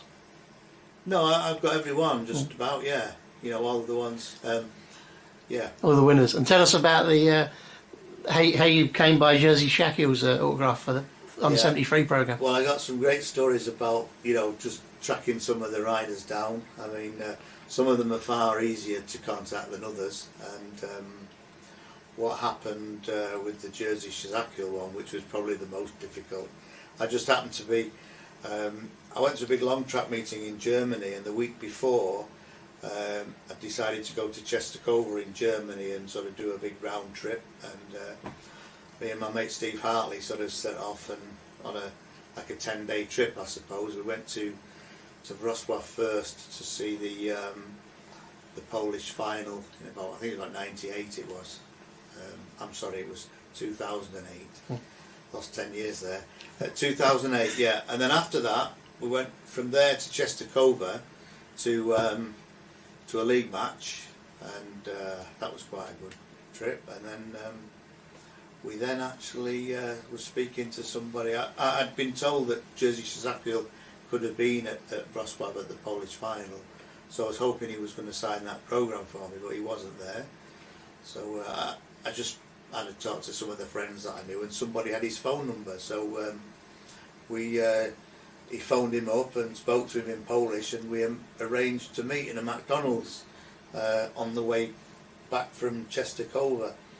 And sure enough, you know, we arranged to meet him at like lunchtime, and there he was in the McDonald's, and yeah, signed this programme. Of course, it was a nice hot day, and we sat outside, and I asked him if I could buy him his dinner, you know, McDonald's and coffee or something, but no, he wasn't hungry, he said, so he was rushing off back to work, so off he went in his Polski Fiat back to work. I believe he's an electrician. And you seem a very sort of humble guy. Yeah, I think he was. I think when he won that World Final in '73, I think it was a massive sort of shock to his system, because of course, you know, at that time the communist system was very regimental, and military, in fact, was everywhere. And I think really even the Polish riders, I think in those days, they didn't really sort of make the best of their actual fame and so on in their own countries. And basically, I think he felt a little bit sort of, I think he was very sort of quiet type of gentleman, you know, and he didn't kind of have a lot to say, but it was just very interesting to meet him, and, you know, sort of everybody that knows anything about Speedway knows Jerzy Shakil, and to see him in his own sort of homeland like we did, it was just interesting. For 1974, we were back in Gothenburg, and everyone wondered just how well the Swedish riders would fare.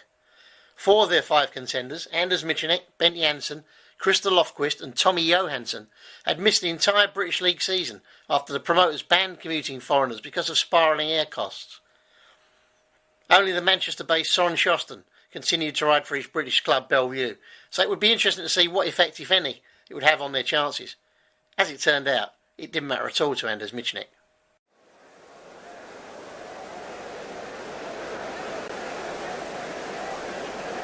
So fans literally from all over the world here for this 29th World Final plane loads, coach loads, car loads have come from Great Britain to support their boys here. 4 Englishmen, of course, really the best representation, the best chance that England have had since winning this title, since Peter Craven last did it back in 1962, a long time ago. Are we going to get an English world champion? My goodness, these English fans would really tear the place down if they did. So who is Olsen facing up to? We have got Anders Michanek, one of the top Swedes. There's Olsen again. Olsen, the 71 champion, bidding to regain this title on the track where he won it in 1971. But with him, what a field. Michanek from Sweden, perhaps the top Swede. Senem Plek, the top Pole in grid 2. And on the outside, Dag Lovas, the top Norwegian. So here we have it. A European cocktail in the true sense. Heat 3, and really this one is a bundle of TNT. Michanek on the inside, beautiful shot of him there. Senem Plek in blue in grid 2. Olsen in white and Lovas on the outside. Tremendous tension. And Olsen just can't wait, and there they go, and it's Olsen and Lovas from the outside. Lovas and Olsen together, the two Scandinavians. Michanek's been left, and Michanek's come through on the inside in tremendous style there. And it's Olsen and Michanek really dicing it up, and Michanek is under him very hard indeed, and Michanek leads again for Sweden. The Swedes in tremendous form here at Gothenburg. Michanek leads, Olsen is second, Lovas is third, the pole Plek is back in 4th place, and the Swedish crowd are really bringing the place down. What a surprise this is. Michanek on home territory, of course. They said he was race rusty. He hasn't been riding in Britain this year, but he really seems to be going here, and he's showing Olsen the way home. Olsen cannot make any impact at all on him. There's 10, 15 lengths. Olsen still really screwing after him, still trying hard. But on the last lap now, and Olsen is still some 15 lengths behind him and making no real impression. And Michanek really gains some yards here, seems to be finding the right line, finding all the drive, finding all the grip, in control. Michanek has bags of time to look over. Olsen's a mile back. A win for Michanek. Second place is Olsen. In third place it's Lovas. Way at the back there was the pole Plek. So again, Sweden really have something to shout about. What have we got here? We have Peter Collins from England and Bellevue. We have Dave Jessup in grid 2. We have John Louis in grid 3. And on the outside, the Swedish veteran Soren Stjoston from Bellevue, Manchester, the only top Swede allowed in British Speedway this year. Heat 4. And they're away, and it looks again like the outside grid, and it's Stjoston. Yes, it's Stjoston that's come across. Stjoston has come across, and the 3 Englishmen having a real dice up, and the Swedes are really sharp. The Swedes really are going like steam trains. In second place now, it's Collins battling after him. In third place, it's Louis, and at the back, it's Jessup. But it's Stjoston, number 13 on his back, and he really made a jet-propelled start. Collins is going after him from England and Bellevue. Remember, these are teammates at Bellevue, Manchester. So Stjoston leads heat 4. Collins is in second place. Louis and Jessup in a bit of a heat at the back there, but it's Stjoston with time to look over, and the Swedes are beginning to dominate this 1974 World Final, and that really is an upset for the book. They said they were rusty, they said they wouldn't really live at top level, but on this, their own Gothenburg track, they have shown the rest of the world a back wheel so far. Collins is still chasing hard. He hasn't given up fighting. Last corner now, and Collins is coming hard on the line, but Stjoston knows where he is. Covers him with dirt, goes over the line. 4 races, 4 wins for... Mitch had already beaten Ollie Olsen fair and square before the Dane, back on the track where he'd been crowned world champion 3 years earlier, crashed out of the meeting. Who have never ever won the World Championship on this Ulevi track.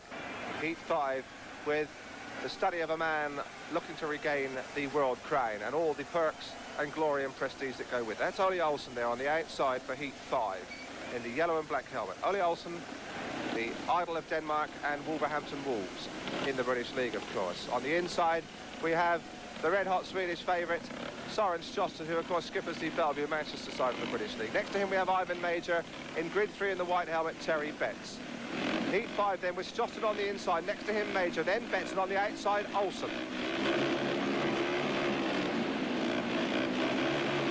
And away this time, and it's Stjoston that made the jump. Tremendous start from Shoston. He's got the run on the first corner there, but it's Major that's come under him hard there, and a tremendous heat there, and somebody's gone down. It's Olsen. They were in a terrific pile there, and it's Olsen that's gone into the fence with a bit of a thump. Olsen is down. Olsen looks like he's hurt. The race has not been stopped. They're going on. This could be nasty. A flash by on the inside there, but it's Shoston who's leading. In second place, it's Major, and in third place, it's Betts, and the referees allowed it to go on, and Betts has gone down there as well. Well,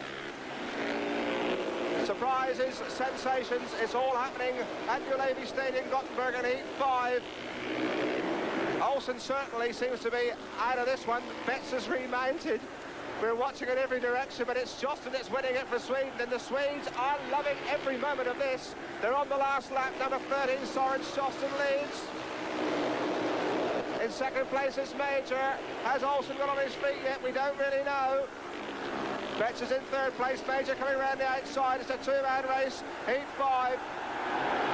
It's Shoston it is that wins it. Shoston wins. Major is second. Terry Betts is third. Now Olsen is still in a big heat. Well, that really was something extra special in Speedway. Olsen went down on the first lap. He stayed down for 4 laps. There's Olsen in yellow and black. In the yellow and black helmet. Now, who does he hit? He's trying to dive back under Shoston. No. In a terrible heat there. It's Major, I think he clips. Major's come belting through on the inside. It's Major he's clipped, and he goes down there. Yes, it's definitely Major whose back wheel he clipped, and he's turned around and hit the fence with a very, very nasty wallop there. But that looks like his 1974 hopes are down and definitely out.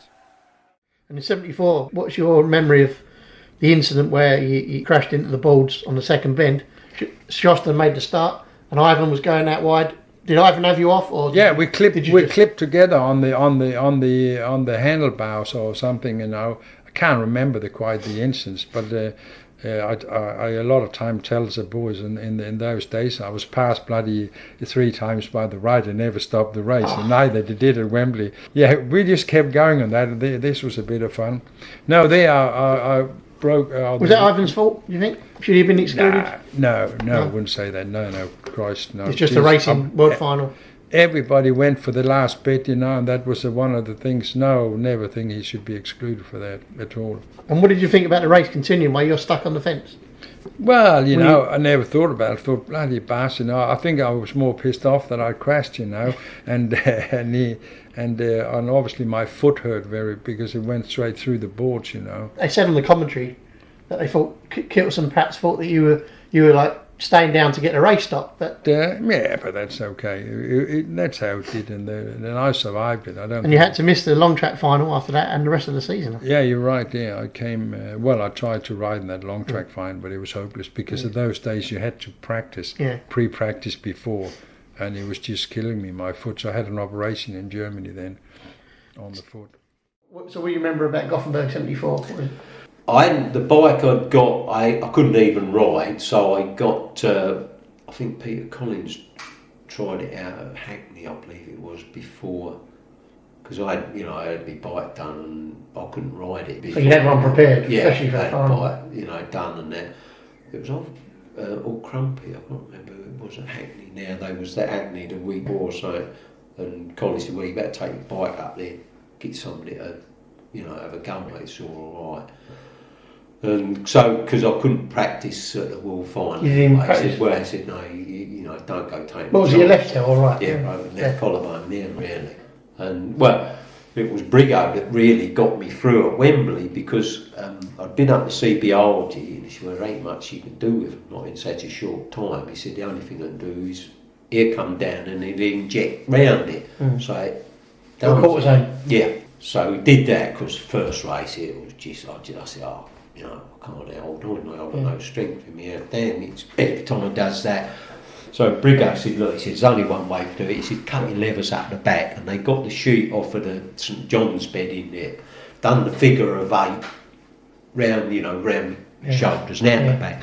Put his foot in the back, got a bloody great knot in the back, and put the body colour on, and all it does is pulls you, so that it parts the brake light really, so it don't rub together. Pulled back. So you pull back right, that is like that. After your first ride, was this? Yeah, well, after I couldn't. I said, look, I'm going to have to pull out. I said, I can't hold on like my first ride. I said, it's, you know, when I come back in, I said, you know, that's it. I can't do it. So that was when Brigo said, look, let's get in there, and he done that. And I managed to put, yeah, that ain't too bad though. It was bloody something ridiculous. It's uncomfortable. And yeah, uncomfortable. It was the only way I could do it, you see. So when we went to Sweden, you know, they said, well, look, you can't, you know, you don't practice or nothing. You have to go out in your first ride. And because the first ride, I was in Olsen when he crashed. I think Olsen did, and I fell off.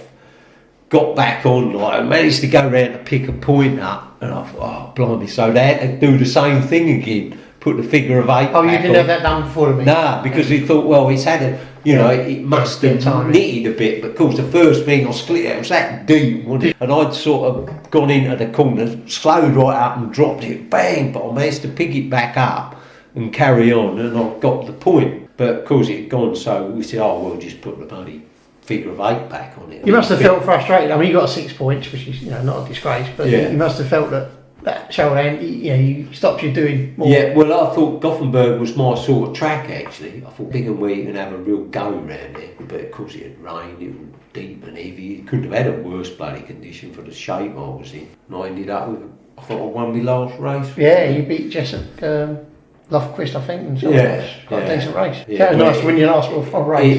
It had sort of, a lot of the dirt had gone off by then because it had so much rain on it. It was so heavy. It's just a shame it weren't Wembley. You know, just that, couldn't be that atmosphere there. You know, I'd been there as a kid from. Going into the meeting, how confident were you that this was going to be your year in Gothenburg? I was quite confident because the year before, in '73, I rode. I must say it, I rode well. It was my best year. I won the European Championship. I won the British League. And what do you call it? The Irish list. Championship. Yeah, that as well. So Nordic final, British Nordic final, you won. Yeah, I think so. Yeah. So I know I was good. I could ride Speedway. I was a good Speedway rider, and I was more hungry than before, as I haven't been in England that year, which I think you get a bit fed up doing 60, 80 meetings in the season. You lose a bit of the real hungriness, if you understand what I mean. So I thought I could win it, and the club in Gothenburg at Ullevi, they were ever so good, and even the Swedish Federation, they put us down the week before for some practice at the track, and asked if we were happy with the track, and they tried to help us. All the Swedes? Yeah, no, all the Swedes. It was 6 of us in the final. How many practice sessions do you think you had before? I think we spent a couple of days at the track. So you get your bike set up, and then did you give them advice on how you thought they should prepare the track for the meeting?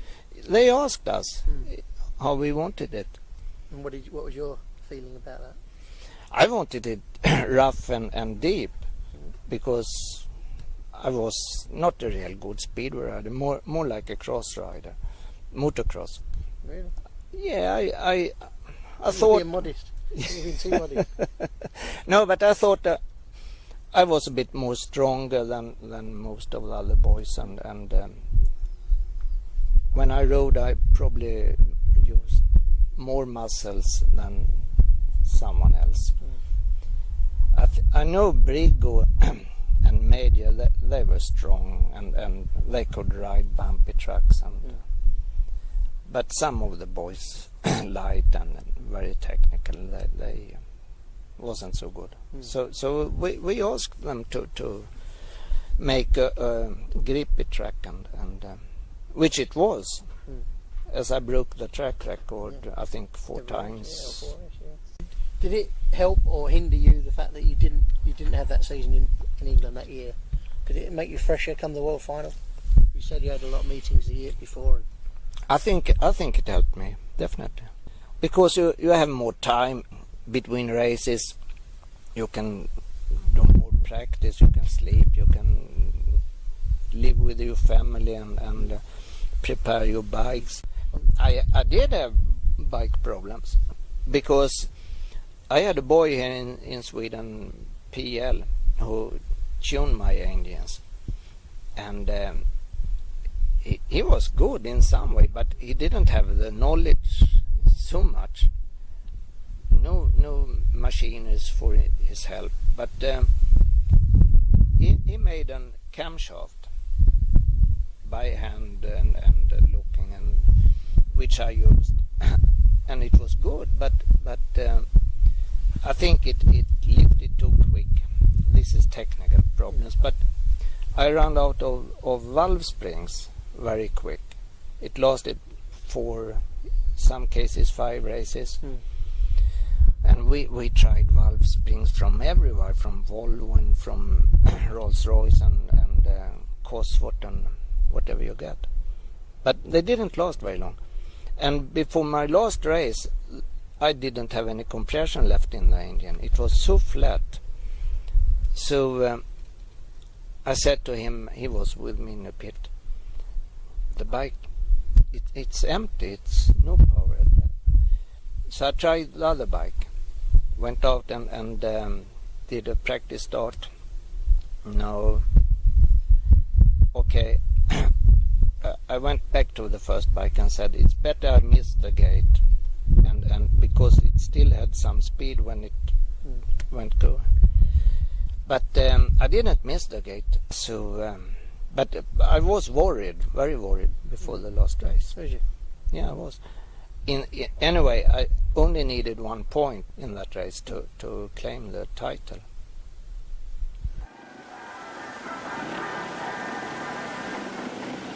Heat 12, and this really is the one where something somehow has got to give.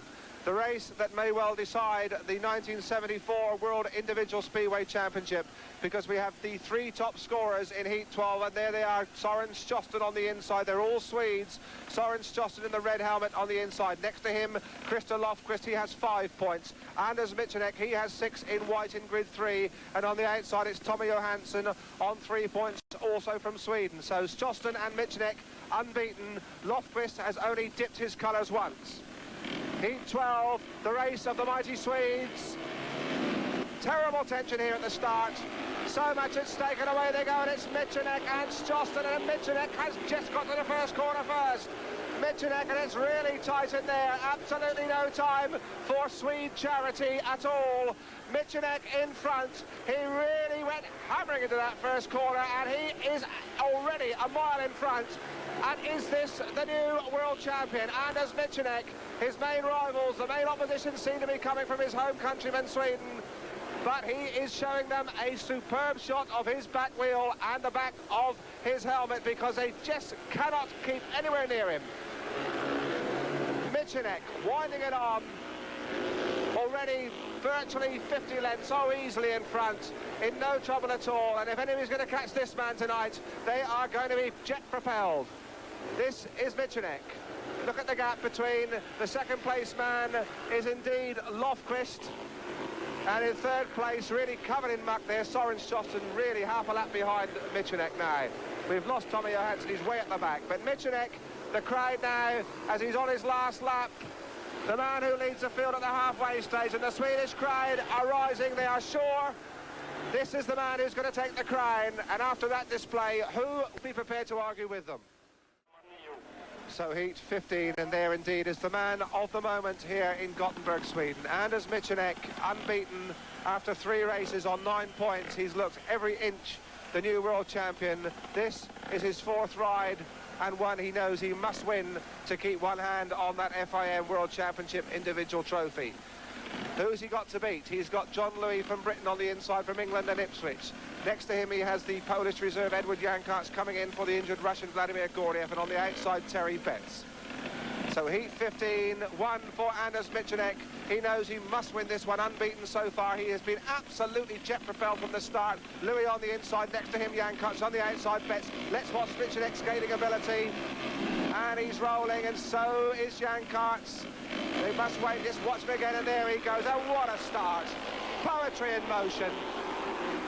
Absolute majesty from the starting gate. Michanek, look at him go. If this man isn't the new world champion, then something like 70,000 Swedish fans here will certainly want to know the reason why. Tremendous stuff from Michanek. They're jumping up around the commentary spot, they're waving flags. They feel they know that this man is going to win it, and I think if he keeps up this sort of form, there's nobody going to get within light years of him, although they're in second place, chasing very, very hard. It's John Louis from England, and Louis is trying with all his great big fighting Ipswich heart to get back up on terms. He's not that far behind. And Michanek looks like he's sitting watching a movie at home, doesn't he? He doesn't look at any trouble at all. He's sitting back, he's got time to look around, there's absolutely no danger. It's so casual, he's so cool, and he looks absolutely certain to collect 3 more points, which will bring him up to an unbeaten 12-point maximum after 4 starts. And Michanek, truly, majestically, the man of the moment in Sweden. Heat 17, then the one that should decide it all. Anders Michanek there in yellow and black from Sweden, unbeaten so far after 4 starts on 12 points. Needs just 1 point, just a 3rd place in Heat 17 to win the 1974 crown. But he has got some red-hot opposition. On the inside, Ivan Major on 9 points. Next to him, Ben Janssen on 9 points. The next 2 riders on the individual list. And in the white helmet there in grid 3, Peter Collins on 8 from England. So Heat 17, pure grease lightning, certain to be. Heat 17, then Michanek the man to watch on the outside, and he's made the start again. He's made the start, it's Major in second place, and it looks like Collins getting a nudge there, and it's Janssen that's come through, and it's Michanek. Michanek leads, he's on his way to glory. Michanek leads, it's Major in second place, and Janssen in 3rd place, and Janssen chasing hard after Major, and Michanek, and the Swedish crowd are absolutely going crazy here. Michanek, well, 1 point would have been enough, but that is not the mighty Mitch. From the start, he made this race his own, and barring a miracle, he is the new world champion. In second place, it's Major. Well, Major's still in with a chance of some of the place money. Janssen pressing hard. Michanek now with just 1 lap, just 400 yards to the world title. The Sandy Mirror sponsored crown will be his. It's worth something like 25,000, 30,000 pounds in perks in the next 12 months. And it looks like it's going to Sweden, the host nation. He took that corner very, very carefully, and here he comes over the line. The programs are in the air. The crowd rise. We have a new world champion, and there he is, Anders Michanek, the matinee idol hero from Sweden. Was it satisfying in a way that it was nice to win it in front of your home fans? Yeah, of course it was. Swedish King was there and Carl Gustav. No, it was great. Of course, it should have been great to win at Wembley in front of 70,000, 80,000 people, but here it was 40,000, and most of them were Swedish. So, I think that was the biggest ever crowd that Ulevi's had for Speedway. True. Yeah, it is. Did it change your life in any way, in a big way, winning it in Sweden? And did you get a lot of sponsors because of that? Or? No, it didn't change my life at all. No, I got more meetings, invitations for meetings, and a bit more better paid. But no, I think I kept living as normal.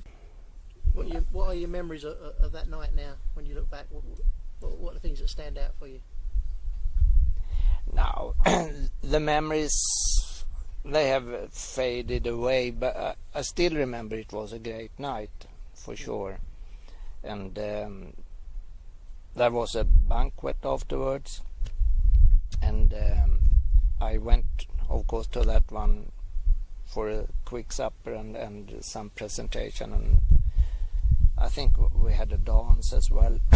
But then I had to dash off about 1 in the night because I went to Germany for the long track final, which was 2 days after.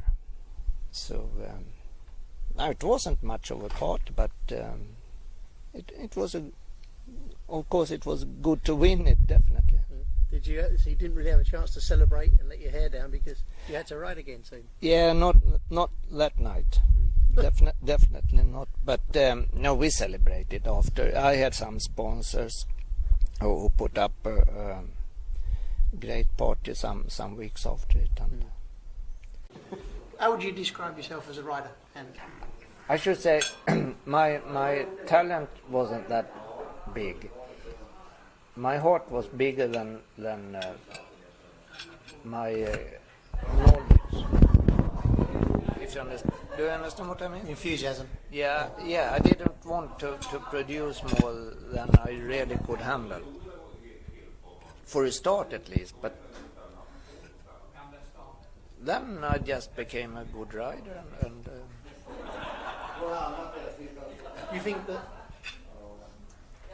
people will look back and look at your averages in England and see what tremendous record you had in England, and they would say, this man should have won more. He should have won more for how good he was. You know?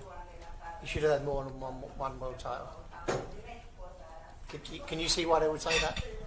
No, but I'm still a little bit proud because I think I have the highest average so far, 11.52 or something. Yeah.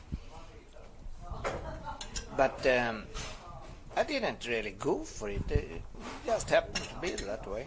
Would you say that people have said to me that maybe the reason why Anders didn't achieve more in terms of world championships and that is because he didn't want to be as ruthless as the likes of Major and Olsen. He didn't want to live and die Speedway 24 hours a day. He wasn't desperate enough to be the top man. That's right. Yeah. I think it's more in life than going round. Absolutely. It was a good time. I liked it. I don't regret anything. You don't look back and think, I should have won more. No way. The other way, I should have stopped earlier. Huh? Saved my marriage. Think you were too nice to be? No. I mean, it's a work, and you must be able to work the next day as well. You can't kill each other. I don't think that's not the point of the sport. You have to be tough, definitely, but not careless. I think I'm surprised you're saying what you say, because I have heard many different stories, and I used to tell myself, and I've told when I was trainer for Rospig, and I told them, the only friend you have on the track when you're racing, it's the fence. That's the only one you can have some help of, and which means that if someone wants to pass you going down the straight, you can move out to the fence and stop the gap. So that's the only help you have, which I used many times. And I told, when I was a trainer, I said to every rider, you definitely are not going to be passed between the fence and yourself going down the straight. That's a shame. Well, you're saying it's a shame that you think that? You thought that? Yeah, definitely. Because why should you leave 1 yard between the fence and yourself? There's no point in it. Go out and close the gap. When you're well in front, if the bloke is next to you, it's too late. But if you do it before, he won't try. Can you looking back over your career, is there an incident in your racing time that you regret? You look back now and you think, I wish I hadn't have done that. I shouldn't have done that. I was wrong. Yeah, You look back, yeah? there is one. Yeah, Only one. What's that? That was at Ullevi in, I can't remember, late 70s, Swedish final. And I won my first 3 races. Bernie Persson won his first 3. We met each other in the 4th round. He was leading me. And I thought to myself, geez, if he wins this race, he will be the Swedish champion. And I was glad to be that, to win it. So in the last corner, I ran over him. Under him? Yeah. Underneath? Yeah. And I hit him to stop him. Deliberate? Yeah. Crazy. But the only way to stop him being Swedish champion, and me not. It wasn't that bad, really. I mean, my thought wasn't that bad. I was excluded, and he broke his leg. That was bad. I felt sorry for it. So that I regret. Did you go and see him afterwards? Yeah, definitely. We today we are friends and talk to each other, but we had problem with his wife because she hated me. I was ever so sorry because that wasn't what I meant. I mean, I wanted to stop him, not him to break the leg. Yeah, it doesn't really create a lot of waves for me, really. But again, it was like a stepping stone to what was to come later. Perhaps the gear, the bikes and stuff I had weren't quite as good as they could have been. Perhaps I wasn't as good as I could have been. Still the 2-valve Jawa era then, it was really the last year. Yeah, we were still on the 2-valve Jawas and so on. But I mean, so was most of the others, apart from a couple of the Swedes that were on these new 4-valve ERMs. But of course, Anders Michanek, he was totally dominant at that meeting on an old 1968 engine. Was it? That engine, what he rode was 1968. That was a 2-valve Jawa, and he just blitzed everybody. There was nobody going to beat him that day. Unbelievable. And you know, that was the same engine that he dominated, like the British League the previous year. And you know, was that the year that the Swedes were banned, 74? Yeah, they were banned from British League racing, so it was even more of an achievement in a way, wasn't it? Exactly. So I mean, there was no one going to beat Anders that day. He was just totally on fire. After what he did, you just mentioned there the previous year in 73, when he was obviously top of the averages for Reading and dominant in a lot of individual meetings and all the World Championship rounds right up to Katowice. So do you think in the way that his victory in 74 was earned and he deserved to at least have one title to his name? Yeah, absolutely. There's no doubt about it. If you'd have seen Anders like the previous 2 years, he dominated Speedway.